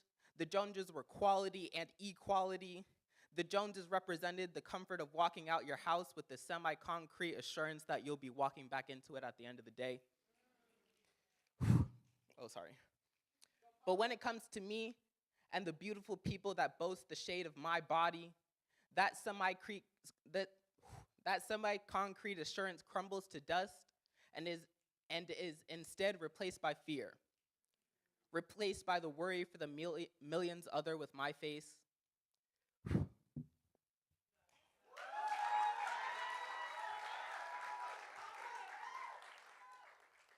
And since I couldn't be the Joneses, I became friends with them. I went to school with their children. I became a doll for them to play with. I let them touch my hair, craving for just a taste of the better life that could have been mine. But it's so easy to forget that my skin is the greatest barrier between me and equality and freedom, that the rights I should have held since birth could be so easily ripped away, cut off at the umbilical cord. But I can still feel it, like an itch beneath my skin, yearning to claim an undelivered birthright. But instead, they tell me my birth was wrong. My fair skin tormented scream in envious rage. That my dark skin shines so bright that it gives them sunburn. A glory so spectacular they dare not look upon, much less comprehend. They didn't understand how the bricks they used to beat my well-built bones broke as though it were as brittle as weak old bread. How my head is so damn hard that I won't heal to the hateful words of a hedonistic race. And because they can't understand, they fear, and what they fear they destroy. Countless dead and cities drowned, fires raging in the homes of the most undeserving. And as I sit and I watch the ashes fall, the greatest wish that I held in this broken heart is to see the face of the white man as he holds up his blood-stained white hood as he stands before the God he claimed to spill all of his innocent blood for. And I don't understand them either. I don't understand the entitlement and the greed. I don't understand how human life can be exchanged as easily as a dirty New York dollar bill. And I don't understand what they see when they see me. Do they see another sack of meat to beat? Do they see my broken and achy feet? Because unless you're out with your niggas, you will always be a nigger. But that's the difference between me and the white man. When I don't understand something, I research it, take it apart and learn it inside and out, and use that knowledge to build bridges and not burn them. So I'm done. You can keep your new pool and shiny Lamborghini. Keep your validation and acceptance because, for real, I didn't need it anyway. Consider my head hardened and my bones unbroken. Because, for real, I'm done chasing the Joneses.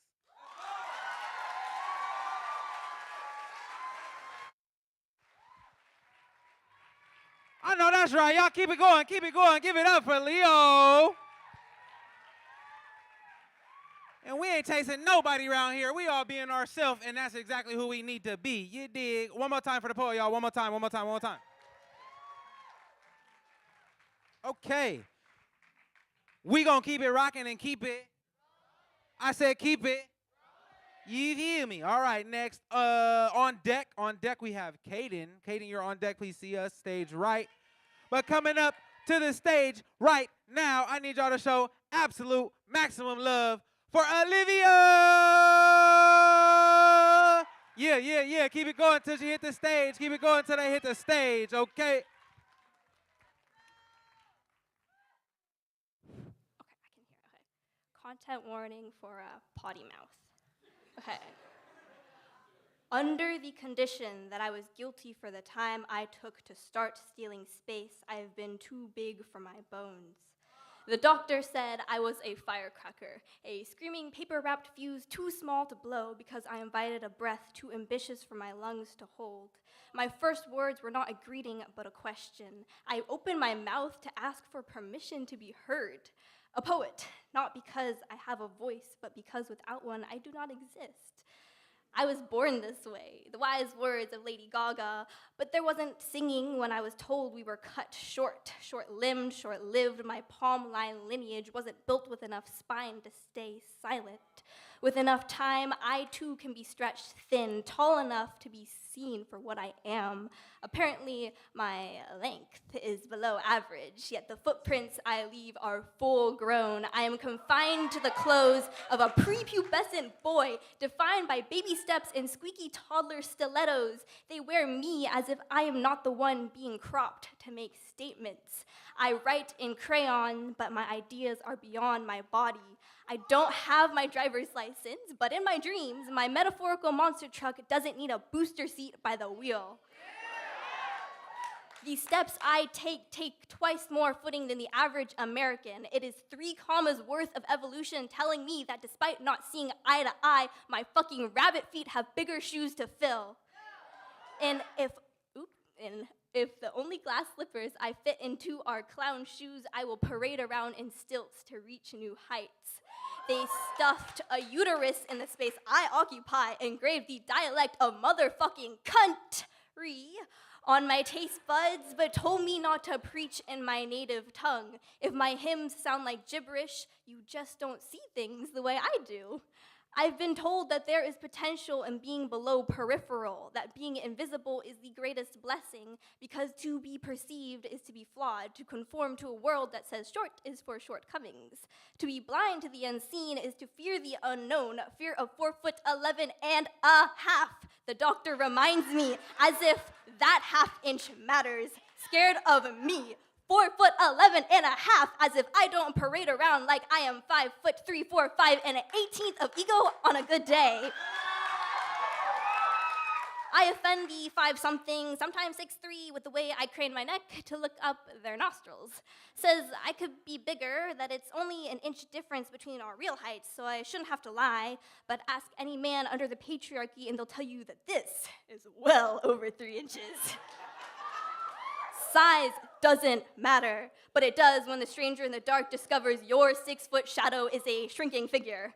We are built to leave the smallest imprint on this world to be environmentally optimal, but they gave us an appetite and expected us to eat our feelings to gain a few extra inches.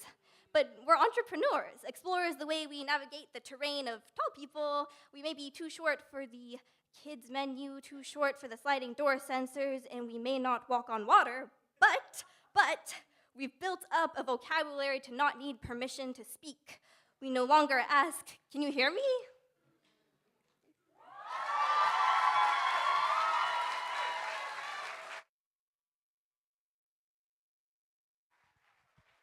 Come on now. Hey, y'all, say it with me. Say, "We see you, poet." Say, "We hear you, poet." One more time for Olivia, y'all. Come on now. Let's go. Let's go. Hey, I got me standing tall. I'm like, you feel me? We out here. Okay. On deck, we have Miss Bria. You are on deck. Coming up to the stage right now. Yeah, keep that same energy. I need y'all to help me welcome Katie.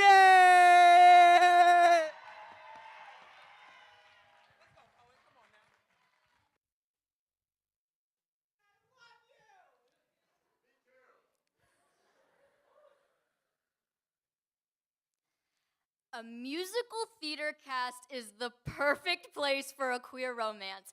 And I've developed a crush on the boy playing the bully, but I can't tell if he's actually bi. So I had these thoughts in my head, but sleepless nights are filled with what his hand would feel like in mine. My mind floods with his comments on how we're probably soulmates. I mutter the word under my breath, soulmates. Oh, and God, can these butterflies please leave my stomach, because I can't fucking stomach the rush of adrenaline that erupts from the spot where his hand warms the small of my back. I wish I could just relax, but this bitch keeps on shoving me, pressing our sides together, and not to sound cliche, but we fit better than puzzle pieces. My brain can't take this. So instead, I'll turn this crush into a fall season pastime as I find rhymes to describe my irrational, delusional feelings for this straight guy. I mean, he's totally bi, right? 11:22 p.m., September 21st, his chat reads 4 new messages.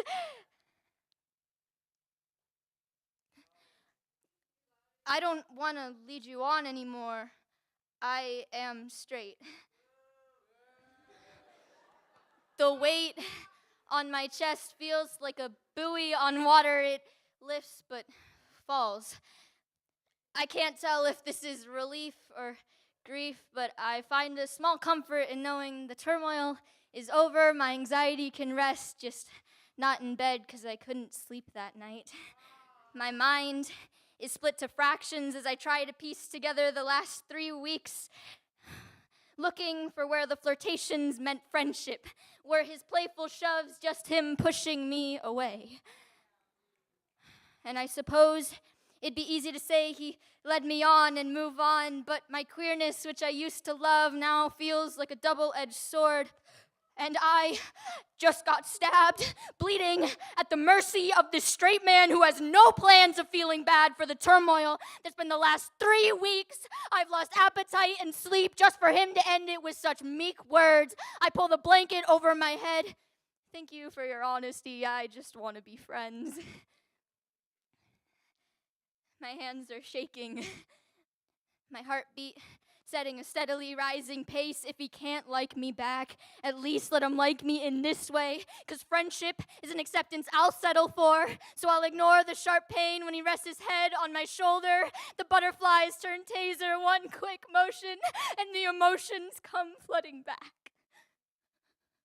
How do I learn to deal with this new type of rejection?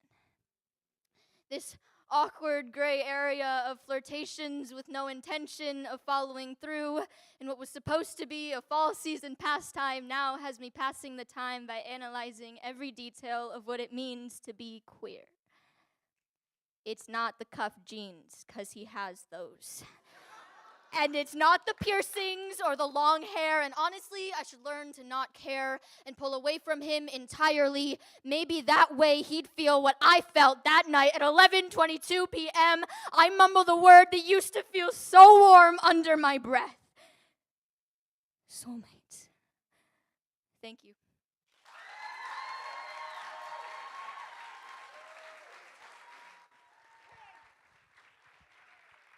Come on now, come on now. I know I want to hear it for the poet. Can we send spirit fingers of love to the poet? Say we love you, poet. Say thank you, poet. Keep it up for Kaden, y'all. Keep it up for Kaden. Look, I was so juiced, I came up here without my clipboard. Hey, Gretchen, can you hand me my clipboard? I love y'all. See, y'all be so patient and gracious with me. Thank you so much. See, this is pretty important. Y'all ready to keep it rocking? Then let's keep it. Hey, I like that. Look, y'all got it going on over there. That's fire. All right, so on deck we have Rose. Rose, you are on deck. But coming up to the stage right now, I need y'all to help me welcome Miss Bria.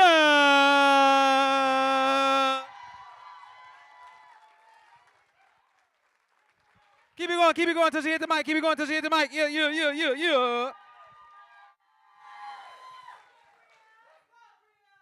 Trigger warning. I crack as I hear another story of a family that has lost someone to the system's cruelty. Through grief, love, and relatable stories, a wave of pain and worry hits into my glass heart. I stand tall with a smile on my face as I try to hold together the million pieces of me shattering so I can keep up appearances, nod and smile, step back and comply to convince myself I've got this, I'm fine, as if I'm not being triggered left and right and my body is holding the bullets, feeling as though one more thing can cause me to slip and officially be pronounced as broken, as stuck. I'm angry, I'm hurt, I am devastated by the state of the world. The poison that kills me is worry. It started in my mind and festered in my stomach. A poison that was once metaphorical becomes real as I hold in what hurts me, as my body carries generational trauma, grief, and pain that came from those before me, caused by a system created to destroy us, because I may smile, but I'm breaking, hands shaking as anxiety takes over. I'm outraged. I'm hurt. I'm breaking down because I worry. Every time I'm on the freeway and we pass someone that's been pulled over, I worry that they're the next life we're going to mourn. It's triggering, it's heartbreaking. My heart is breaking. It cracks because there's a genocide in Palestine. It cracks because there's an ethnocide and enslavement in the Congo. It cracks because there's minimal converse about the current state of Sudan. My heart cracks because they're abusing children in Alameda County juvenile halls. It cracks because they ruled the death of Next Benedict as a suicide. It cracks because they killed Ryan Gaynor in San Bernardino. I worry because anyone I know could be next, because of a traffic violation, because of a mental health crisis, because of being authentic, I could be next. I'm outraged. I'm angry. I'm fucking pissed off. I've got anxiety and my heart is constantly breaking. So I'm angry and I'm hurt and I'm so tired.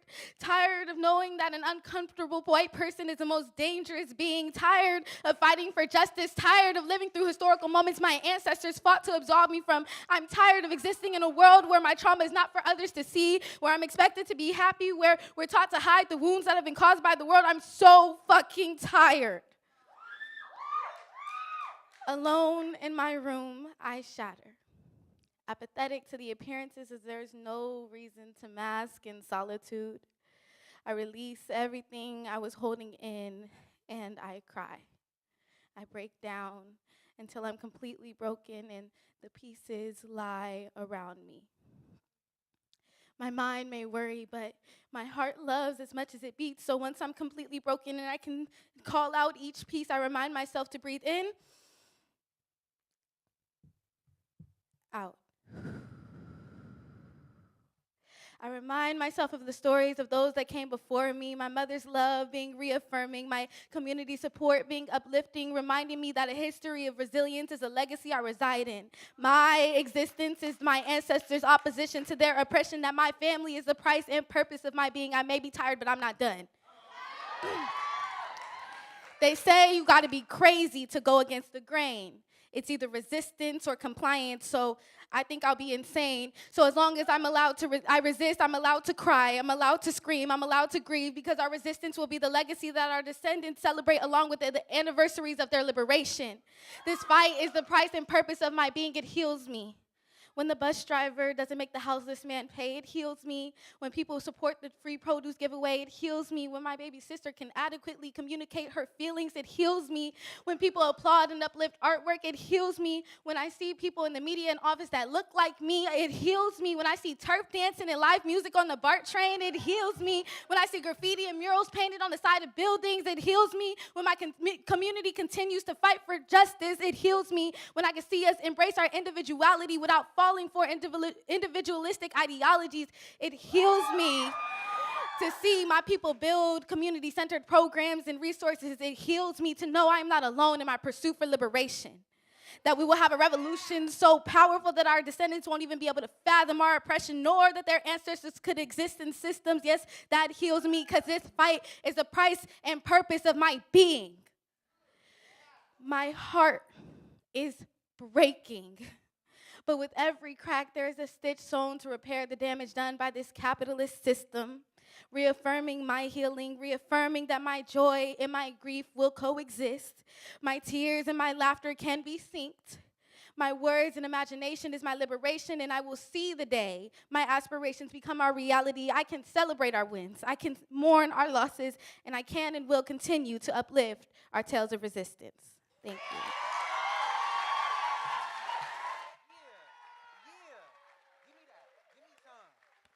Come on now, give it up for Bria, y'all, give it up. Say, we tired. Say, we tired, but we ain't done yet. Say, we healing. We healing. We healing. Thank you, Bria. One more time for the poet, y'all, one more time. All right, we down to the last 6 poets of the slam, y'all, the last 6 poets. Henna, you are on deck. On deck, we have Henna, but coming up to the stage right now, I need y'all to help me welcome Rose. Come on now, Rose. Can I call you Rose?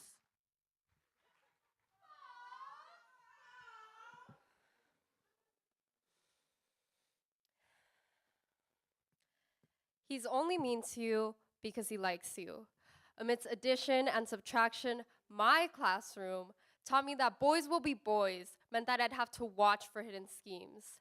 Tear down my boundaries for men, explain, over-explain because what I say isn't believed. A starry-eyed girl asked school staff for safe havens, but found herself in thorn-filled gardens.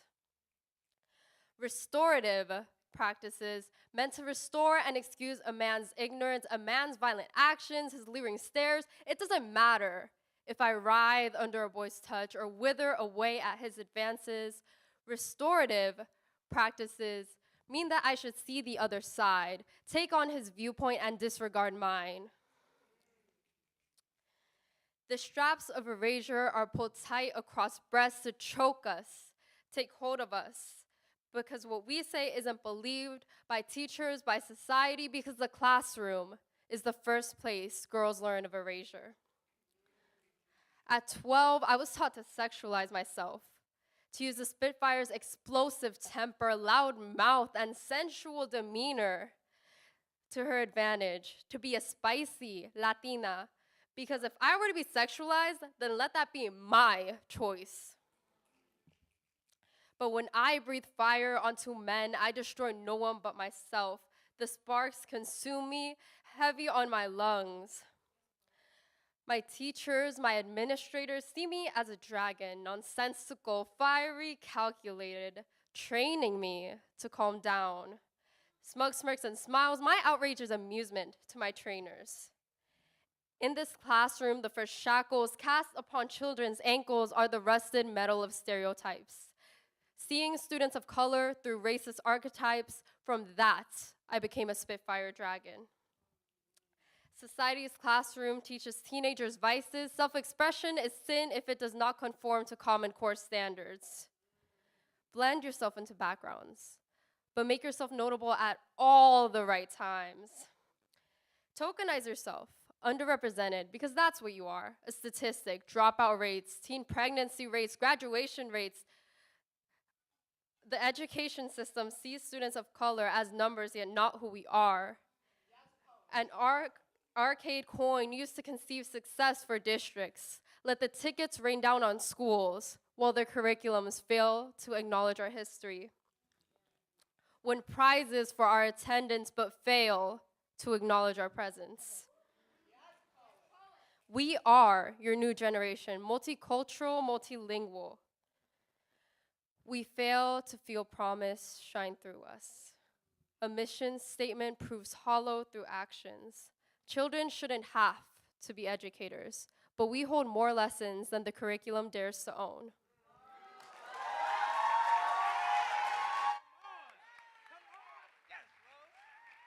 Yeah. Give it up for the poet Rose, y'all. I hope we taking notes. We are in class right now. We being educated by these young folks, and they shouldn't have to do that, but they do it anyway with their truth and with their power. You dig what I'm saying? One more time for the poet Rose, y'all. One more time. We got 5 more poets. Oh, my goodness. 5 more poets in the slam. Y'all ready to keep it rocking and keep it? Hell yeah. So on deck, we have Lilith. Lilith, you're on deck, but coming up to the stage right now, would y'all please help me welcome Henna? Come on now. Come on.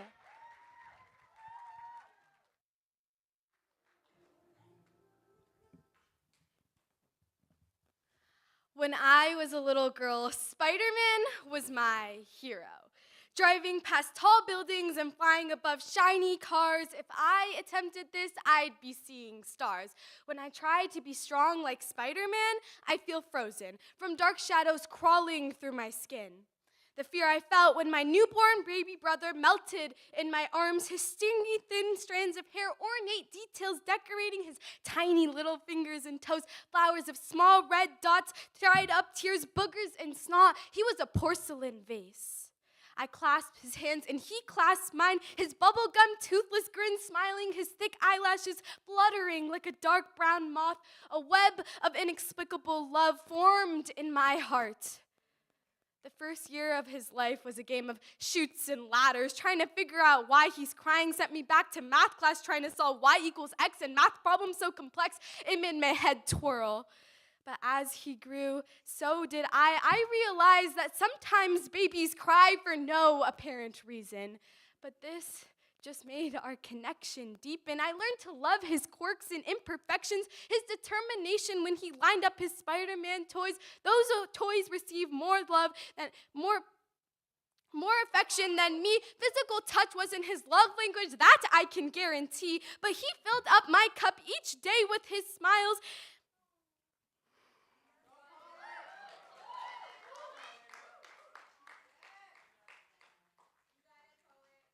With his happy babbles, constructing elaborate webs of thoughts only his brain could detangle, all the webs of stress cut free with his joyful squeals.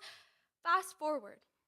My baby brother grew 18 months old. My parents sat me down to tell me about his diagnosis. It was something deeper than what the eye could catch, something that abruptly jumped into my world in just a flash. A few months prior, I was in my room watching TV when I heard my mom scream, her eyes panicky, my stomach twisted. She was holding up my baby brother's head. Call the hospital, she said. Boiling tears streamed down my cheeks. The rest of the night was blurry streaks. I remember my mother rushing to the hospital. I remember staring at the tick-tock of the crooked clock. I remember my stomach spinning like a carousel and feeling spider legs inch up my back. I remember that the delicate porcelain that made up my brother cracked. I couldn't be his Spider-Man, even with his safety at stake. I tried to stand straight, but my legs were as thin as spider silk. Tick tock, the only thing keeping me company was that callous clock. Finally, I got the call. It was a seizure in the hospital. He had 4 more. A silk thread weaved through my brain and tangled together. So they drugged him up until I couldn't recognize his cry. I watched as he transformed from squealing toddler to mindless zombie. The meds made his mind wander. I'd be talking to him, but he'd be in Wonderland. I couldn't grasp what was happening. I couldn't understand the thought of him suffering, burned like a red round spider, but I couldn't stop scratching. But then I saw his goofy grin again, a crooked line decorated with a chipped front tooth. A glimmer of hope fought away my fear. I don't need to be dressed in blue and red. I don't need to protect him. All I need to do is know that I love him. I don't need to pretend that he can always depend on me. All I need to do is love him more than my biggest hero.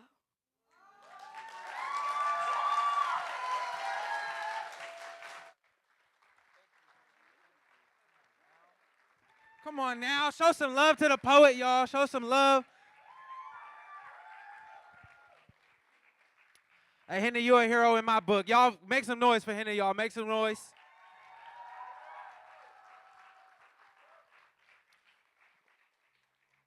Some of these poets are here sharing stories that we can't really even comprehend or fathom putting it into words. And they're up here, not only did they write it, but they speaking it out loud. They're speaking it to us, and they're offering it to us. And we can't show enough gratitude for them. So one more time for Henna and every other poet that's hit the stage, okay? We got 4 more poets in the slam. Say 4 more. Say 4 more. Come on now. On deck we have Sochi. Sochi, you are on deck. We're coming up to the stage right now. I need y'all to give the warmest of welcomes for Lilith. Come on now. Yeah. I love you too.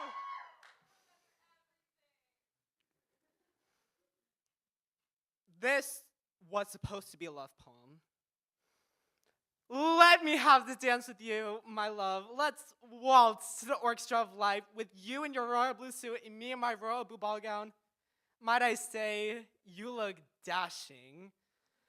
The violin starts playing. Your soft hand like feathers on my shoulder, my hand on yours, our free hands interlocked with love flowing our feet to the music. Your left foot goes forward, my right goes back. Our free feet catch up and spread out without slack. Your left then goes next to your right, my right goes to my left, and I know with you, everything's all right. Your right goes back and my left goes front, down and left, let's not be blunt. My right goes forward and right as this moment lasts forever and our feet close together. This is how you waltz. The orchestra has long since been playing. We progress down the court now as our feet go 2 steps and then together. 2 steps and together. 2 steps. And I forget that you are Romeo and I am Juliet, meaning our love isn't seen as acceptable. With you being a straight man and me being a transgender woman, my anatomy can't serve you the pleasure ideal to other men, which is to say that our love is still seen as gay. 2 steps, and I forget that my happiness is up for debate. Insurance won't cover most gender-affirming care, leaving me having to pay out of pocket for hormones, worrying about finances when I don't even pay taxes yet. But that's if the area I lived in hasn't shot my chances dead yet. 2 steps, and I forget that my existence is up for debate. Teachers can endanger trans students by outing them to their transphobic parents. We're seen as endangering women when we just want to pee, and people want to criminalize me in certain parts of the world. 2 steps, and I forget that people want me dead. I've been insulted and threatened for being my authentic self. Hundreds of trans people being victims of hate crimes every year. Brayla Stone, Brianna Jai, Alex Luciano Ruiz, Next Benedict. 2 steps, and I still continue with this dance. Because being trans means having strength. I can't let threats or insults get to me. I can't cower in the face of transphobia. I can't hide from the reality of violence and homelessness against trans people, because being trans means you're a potential target. Being trans means having courage. I had to tell everyone that I knew that the old me was over, risking homelessness or conversion therapy, or maybe just disappointment, but that still hurts like a stab wound, even if the transphobes haven't stabbed me yet. Being trans means needing people to dance with me. People need to realize that we just want to be happy. We go through hell just wanting to be sane, and we can't have a break from this. This was supposed to be a love poem, but I take those 2 steps and look at the mess that happened. I'm still in my royal blue ball gown with wine spilled on it now, hundreds of trans people being, no, my bad. I'm still in my royal blue ball gown with wine spilled on it now. The other dancers are bumping into each other, staring at me because of course the trans girl caused this. The music now has undertones of discord and chaos and violence. My dress is ruined and my data's looking at me weirdly. But I still dance on, because what kind of love poem is it when you dance by yourself? Shout out to the trans people in this room. Come on!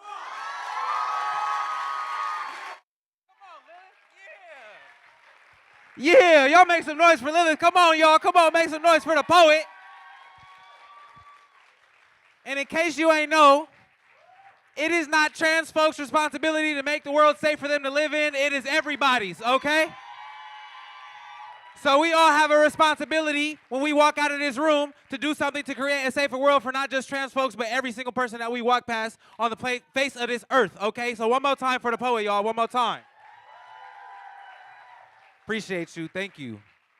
Whew. We got 3 more poets. Y'all say 3 more? Just 3 more, okay. On deck we have Ella. Ella, you're on deck.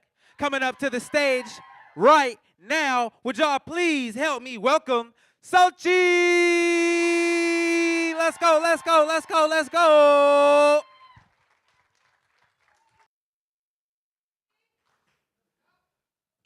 My friend is a lion. She shakes her mane and prances around on ground not strong enough to hold her. Her platform shoes make the ground shake as she moves her hips back and forth to a music only she can hear. My ears are attuned to the sound of her purr that roars with demand for supply no one can ever bring fast enough. She makes people look and relishes in the notoriety other children's eyes can bling to her altar that's lined with pink fuck me roses and candles that burn for her existence and lips and style. She caught me with bracelets and shirts I could borrow with, "We both know I'm better, be grateful." I get itchy when I'm around her. She doesn't notice how I wring myself dry so I can fit my silhouette in her bones. She teaches me how to pose, but I stick out at angles she blends into. I'm scared that my being will never blend in. It is a visceral fear that forces me to wish so hard my hands mold themselves into a prayer that will shed this body I have no real motivation to change when there's no one to do it for. She tells me she doesn't believe in God. She says she built herself from talking to strangers at parties and asking for hits at bus stops, from stealing sweaters and pretzels on park benches, cigarettes on curbsides, and sharing grape-flavored whatever in the dark. I'm the kid she teaches to cuss and cheers for at games I never win, her disciple without any style who stumbles in shoes that make me too tall for ladylike proportions. She talks to strangers at parties for me. I buy her pretzels and sweaters. We both smoke cigarettes on the curbside. In February, I can feel her getting sick of me. The things we gush over become concerningly sparse, and her new friends are pretty. Her new friends have waistlines like hers and hair curled in a spell of capturing passerbys' eyes. In simplicity, there is a power of making people admire how it works. I don't want to be noticed, at least not by myself. I want her to come back and appreciate my 1A bird's nest shower every other day type quality. I want her to dig her nails into my skin to humor my belief she cares. I want to be the one to leave and hear the cries of I didn't realize until it was too late. I never learned how to blossom in a forest full of violets. Brown, bare, blue-eyed brunette beauties bleaching their pelts for prize money. I'm ivy on a fence trying to mimic the way the ones I watch grow. I chip my nails and paint my lips with cherry blood, lip gloss, sour concoctions you never taught me how to make. You don't want me in your bouquet. I'm a visceral type of feeling deeper than the oceans of bubbly bathwater, of feeling her fingers in my hair, of skinning her alive and wearing it like a prize, of smooth, soft sex figures soothing her secrets into my skin. It's March, and I think we are over. I think we let our final moments pass us by. I've never been very good at holding on to people. I'm sorry for my lack of pink roses, for the draining of my funds on grape-flavored whatevers in the dark, my visceral fear that grew steady in a skin you'd never touch. You were my prettiest possession of masochism, but the forest was full before we ever met. Thank you.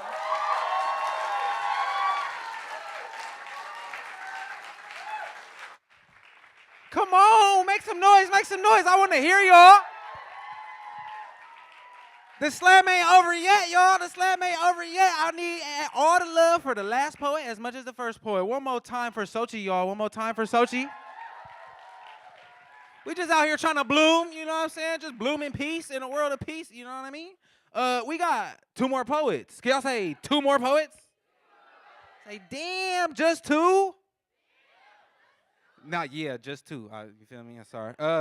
All right, so on deck we got V. V, you are on deck. But coming up to the stage right now, I need y'all to help me welcome Ella, hey.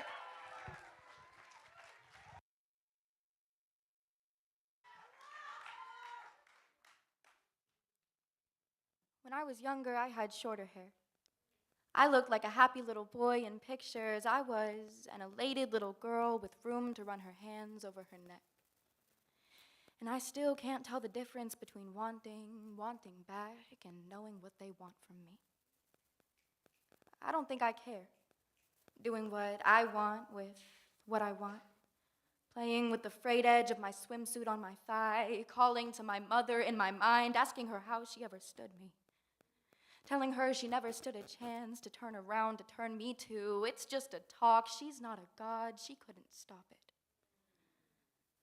I spit blue, and I spit truth, and I spit teeth. My best bruise, my whole youth, and you can have it, you can have me. Said I'll be your porno princess if you ask me. Everything I want it badly. Press your lips to all the freckles on my back, grip hard and stab me, and then tell me I don't make enough noise. I feel the trauma in my body. And it aches like gray, gray sky over the streets when I know there's nothing clean about it. Nothing cool, just wet. All heat, all blood cells, and the dark brown of a beating, and the hot press of her heart in time with mine, because I'm a sexual being,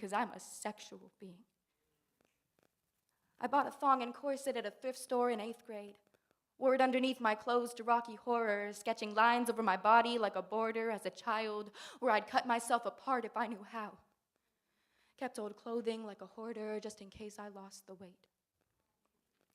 But then I'd lean back in the light from my desk and I'd just bask in my own beauty. It never lasts. Into the close-eyed mornings before class, looking down over my body in the bath, mapping the plains, no jutting hip bones like their slopes and grassy knolls, but it was holier than mass, shattering that holier than thou shit like it's glass, because I'm callous and I'm crass, biting my calluses. I'll call them phallic and call out logical fallacies. If you have bodies built like temples, ours are palaces. And you'll have no idea what real malice is until you meet me, bitch.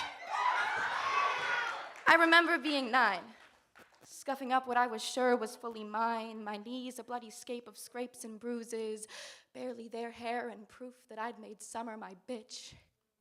Jean shorts and mosquito bites and skin. Wiry and thin, and now I'm 15. Running my hands irreverently over fine-haired thighs, just starting to grow back from when I shaved. For guys, but God, at least it's really mine, rightfully mine, and I might let them run their course this time, because it'll turn them off. Every night I'll give myself a private show if I so much as ask, because I am fiery and crass, wiry and not so thin like men like to remind me anymore, but fast and murderous and beautiful. Wrapping up the past around my wrist like it was fabric and then biting into it to dull the pain. Razor burn and underwire and skin. I think that womanhood tastes bitter so far, leaving films of bile on my tongue and in the teeth that I spit hard at all their feet. I want people to stop saying I look older than I am. I want nothing quite as much as I want back. I think I killed the kid and then I gave away her body, sold it for a shred of validation, watched it change with an attachment and an anguish I will never outgrow. I can't ever let go. If he claims to not know, let me state that for the record, I am 15. I feel his eyes on me, I feel his eyes on me, I feel his eyes on me, and no, my thighs don't breathe because I choke what's in between them. I'll be soaking in his semen, and I'll milk that fucking shit for all it's worth. And I kill for him to think that I'm a girl. I submit because I'm a girl. I rush when I change. Can't handle being naked when his gaze don't ever leave me like a lover. I try too hard to prove I'm worthy of. Feeling the trauma in my body, and my skin tries hard to flush it out with sweat, and sun screams to the sky that it won't set, and sun clings to the ocean on its way down. And sun wants you to hold yourself the way you hold the world, soft, and you've forgotten how to be a girl. Just a young, womanly mess is what you are. Lucky for them that you've still got the dregs of sex somewhere in you. Lucky for them, you're still a sexual being. One day, I am going to share my bed with someone who likes pulling on my ponytail until my skull burns with 100 little hairs as they are wrenched. He thinks they're so neatly into rows, just like a doll. He wants my eyes to always track his throws like I'm a dog. One day, I will learn to let it go. Sometime in my early 20s, one day, I am going to shave my head.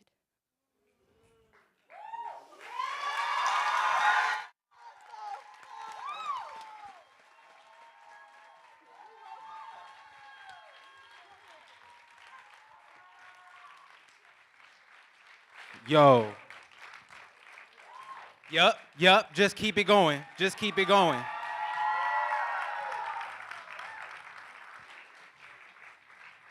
I'm speechless. I'm a man who could never imagine what it is like to navigate this world as a girl, a young lady, a woman. So I just want to send like love and power and strength and wish that we can create a safer place again for every single person that is born into this world who deserves dignity and to just live, y'all, to just live. Not to be objectified, not to be targeted, just to fucking live. Can we make one more round of applause for the poet? That's it. Okay. Y'all ready for the last poet of the night? I said, are y'all ready for the last poet of the slam? Y'all not loud enough for me. I said, are y'all ready for the last poet of the slam? Okay, well, it brings me great pleasure to introduce the last poet of the slam. Y'all give it up for V. Come on, V. Come on, V. Let's get it.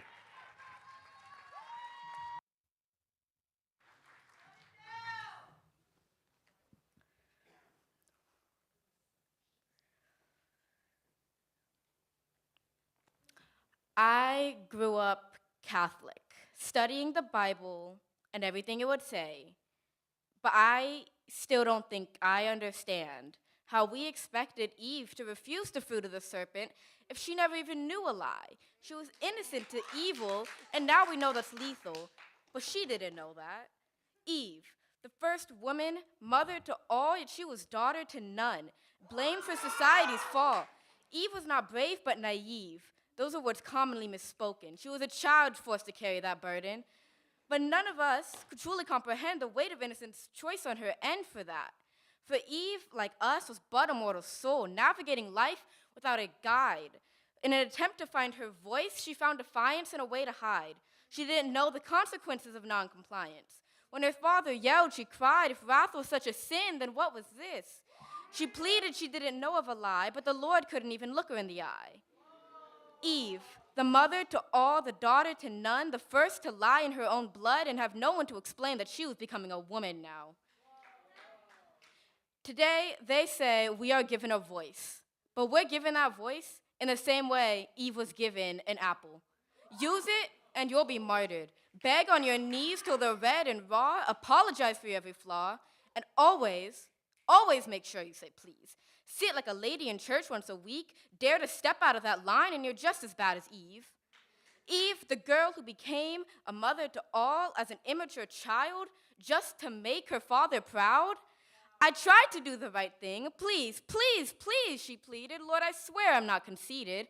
But Eve fell on her knees, red and raw, a child, a daughter to none, a mother to all. So now, let's twist her story. A horrible, horrible woman she was. Sure, she had no example, but we don't like to dig that far into our verses. The Bible is fact. Don't you know you don't have an option to choose? I mean, well, of course you have free will, of course. But don't you dare use it, because we don't like to dig that far into our verses.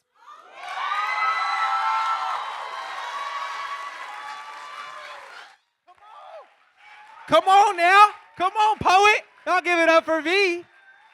V out here spitting that ism, okay? You did. Keep it going, keep it going, keep it going. Y'all ain't done yet. Keep it going till V sit down. Man. Ooh, I feel so incredibly moved. It's been a lot of fire up on this stage tonight.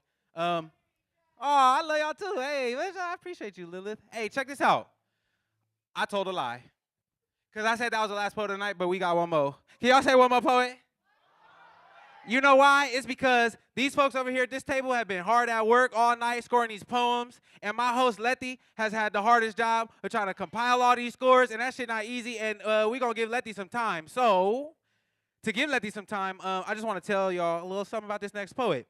I don't know if y'all know, but we are the best folks to take care of ourselves. There's nobody better at caring for us than us, right? So right now, Youth Speaks is in partnership with the California Governor's Office to promote messages and poems about community care. So from poems about COVID-19, water conservation, undocumented rights, and extreme heat, Youth Speaks has been facilitating workshops that allow young people to write about the ways that we take care of each other. So this next poem you're about to see was created through those workshops, and if you're interested in that piece or the other pieces that were created there, you can check out our community care series on our Instagram, which I told y'all should follow during the intermission. I know it was short, but you had time, okay? So without further ado, Myra Estrada is the 2021 Oakland Youth Poet Laureate, okay? A 2023 Youth Speaks Teen Poetry Slam finalist, okay? And an African-American and Mexican female poet. Myra considers herself, we like that. We love that, okay? Myra considers herself an activist and creates her art to destigmatize her identity. She hopes to represent those who have walked sacred grounds before her and the brown babies that will come after her. In addition, Myra's art is a release from the shackles of white supremacy. So if y'all ready to get some word, I need y'all to make some noise for Myra!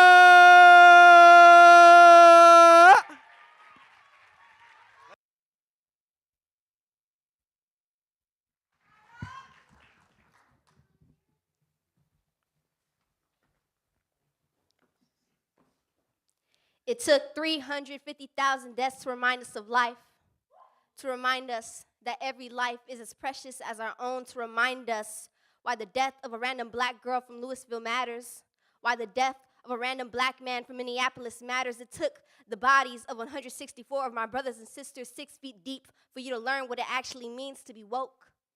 We hid ourselves in delusion until death touched our doorstep, till coughs got louder and sneezes got bigger, closed our blinds, raided grocery stores for toilet paper and non-perishables, our fatal apocalypse.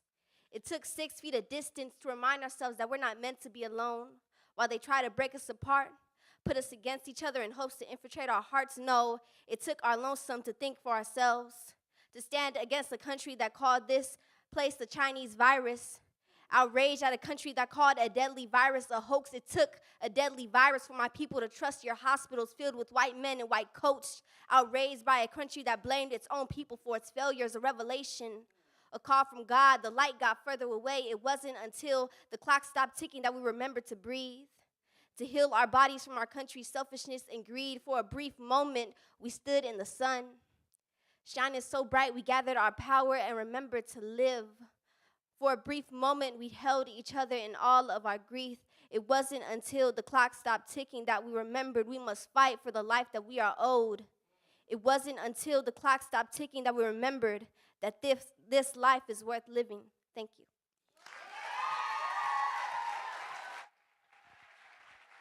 Oh, yeah. Oh, yeah. Oh, yeah. Now, y'all can do better than that. Y'all, Myra just snapped, okay? Yeah. Yeah, we out here.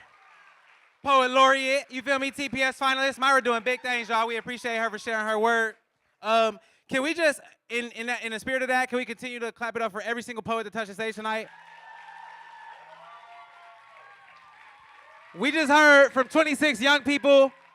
They shared their brilliance, they shared their heart, they shared their truth, and we are all better because of it, and we are forever indebted to them for what they offered us tonight.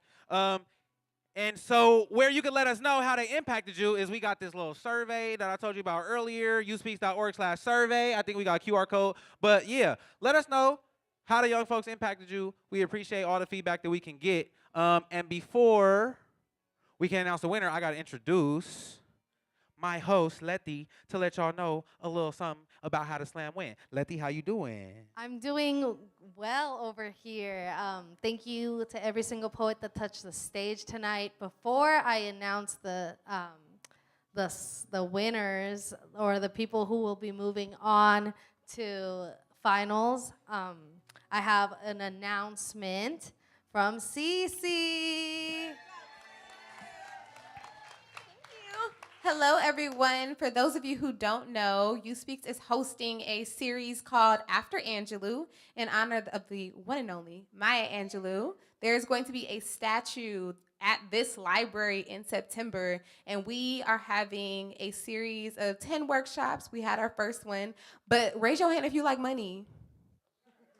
Okay, just wanted to check. Okay, so this is open to young people, and if you attend 8 of our 10 workshops, you get paid $500. But wait, there's more. If you are selected out of that 20 to 30 people, I'm selecting 5 to 7, you will be in 3 more workshops where we will put together an actual performance at the unveiling. So not only are you going to be performing in this library, in front of this library, London Breed, the whole squad pulling up, there's going to be cameras, it's a vibe, but you get paid an extra $500. And then after the performance is over, to thank you for showing up and performing, you get paid another $250, okay? We want to pay young people, so pull up if you have questions, let me know. Thank you so much. Reminder, you can come through Wednesdays, 4:30, 265 Shotwell. That's where the workshops are happening, so come through. Wait, what was that? They are hybrid. Yes. So yes, before I announce all these scores, can I have every single poet that touched the stage tonight back on the stage? Yeah. Give it up for the young people, y'all. Give it up. Make some noise until every last poet gets up to the stage. We want every poet getting love. Every poet getting love. Oh, yeah. Look at this. This is beauty. This is brilliance. Wow. That's so many beautiful poets. Yeah. Wow. All right. Before I announce the people moving on to finals, I want to shout out every other space that we have at Youth Speaks. We have the Angelou workshop. We have this silly crafts and poetry workshop that I'm leading every once in a while. Tap in with me. It's awesome. And then we also have other things. We have Backyard Conference coming up. That is a week-long summer camp that's basically like Brave New Voices, but here in the Bay Area, led by young people, a.k.a. our spokes. And also, you can also apply for spokes and get paid and come through, and hopefully that stipend gets raised. So yes, before you leave tonight, please show some love to each other, make a friend, get an Instagram handle, share phone numbers, get WhatsApps, tap in with the staff people here. So yes, without further ado, the people moving on to finals are, drumroll, we got Joe. Give it up for La Ceci. We got Hannah. We got Sochit. We got V. May. Leanne. Olivia. Selma. Marvin, Mallory, and our winning poet of the the night that's going to walk home with a gift card. Give it up for Vinny!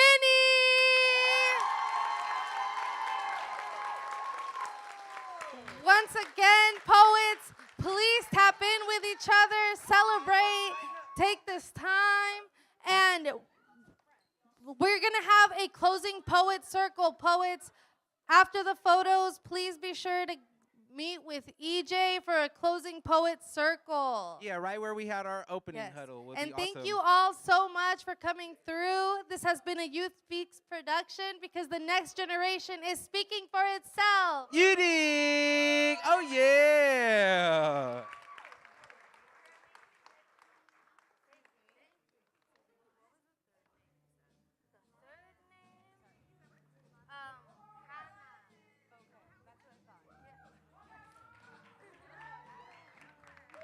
Let's go. Get lit for all the poets, y'all. Show some love for all the poets.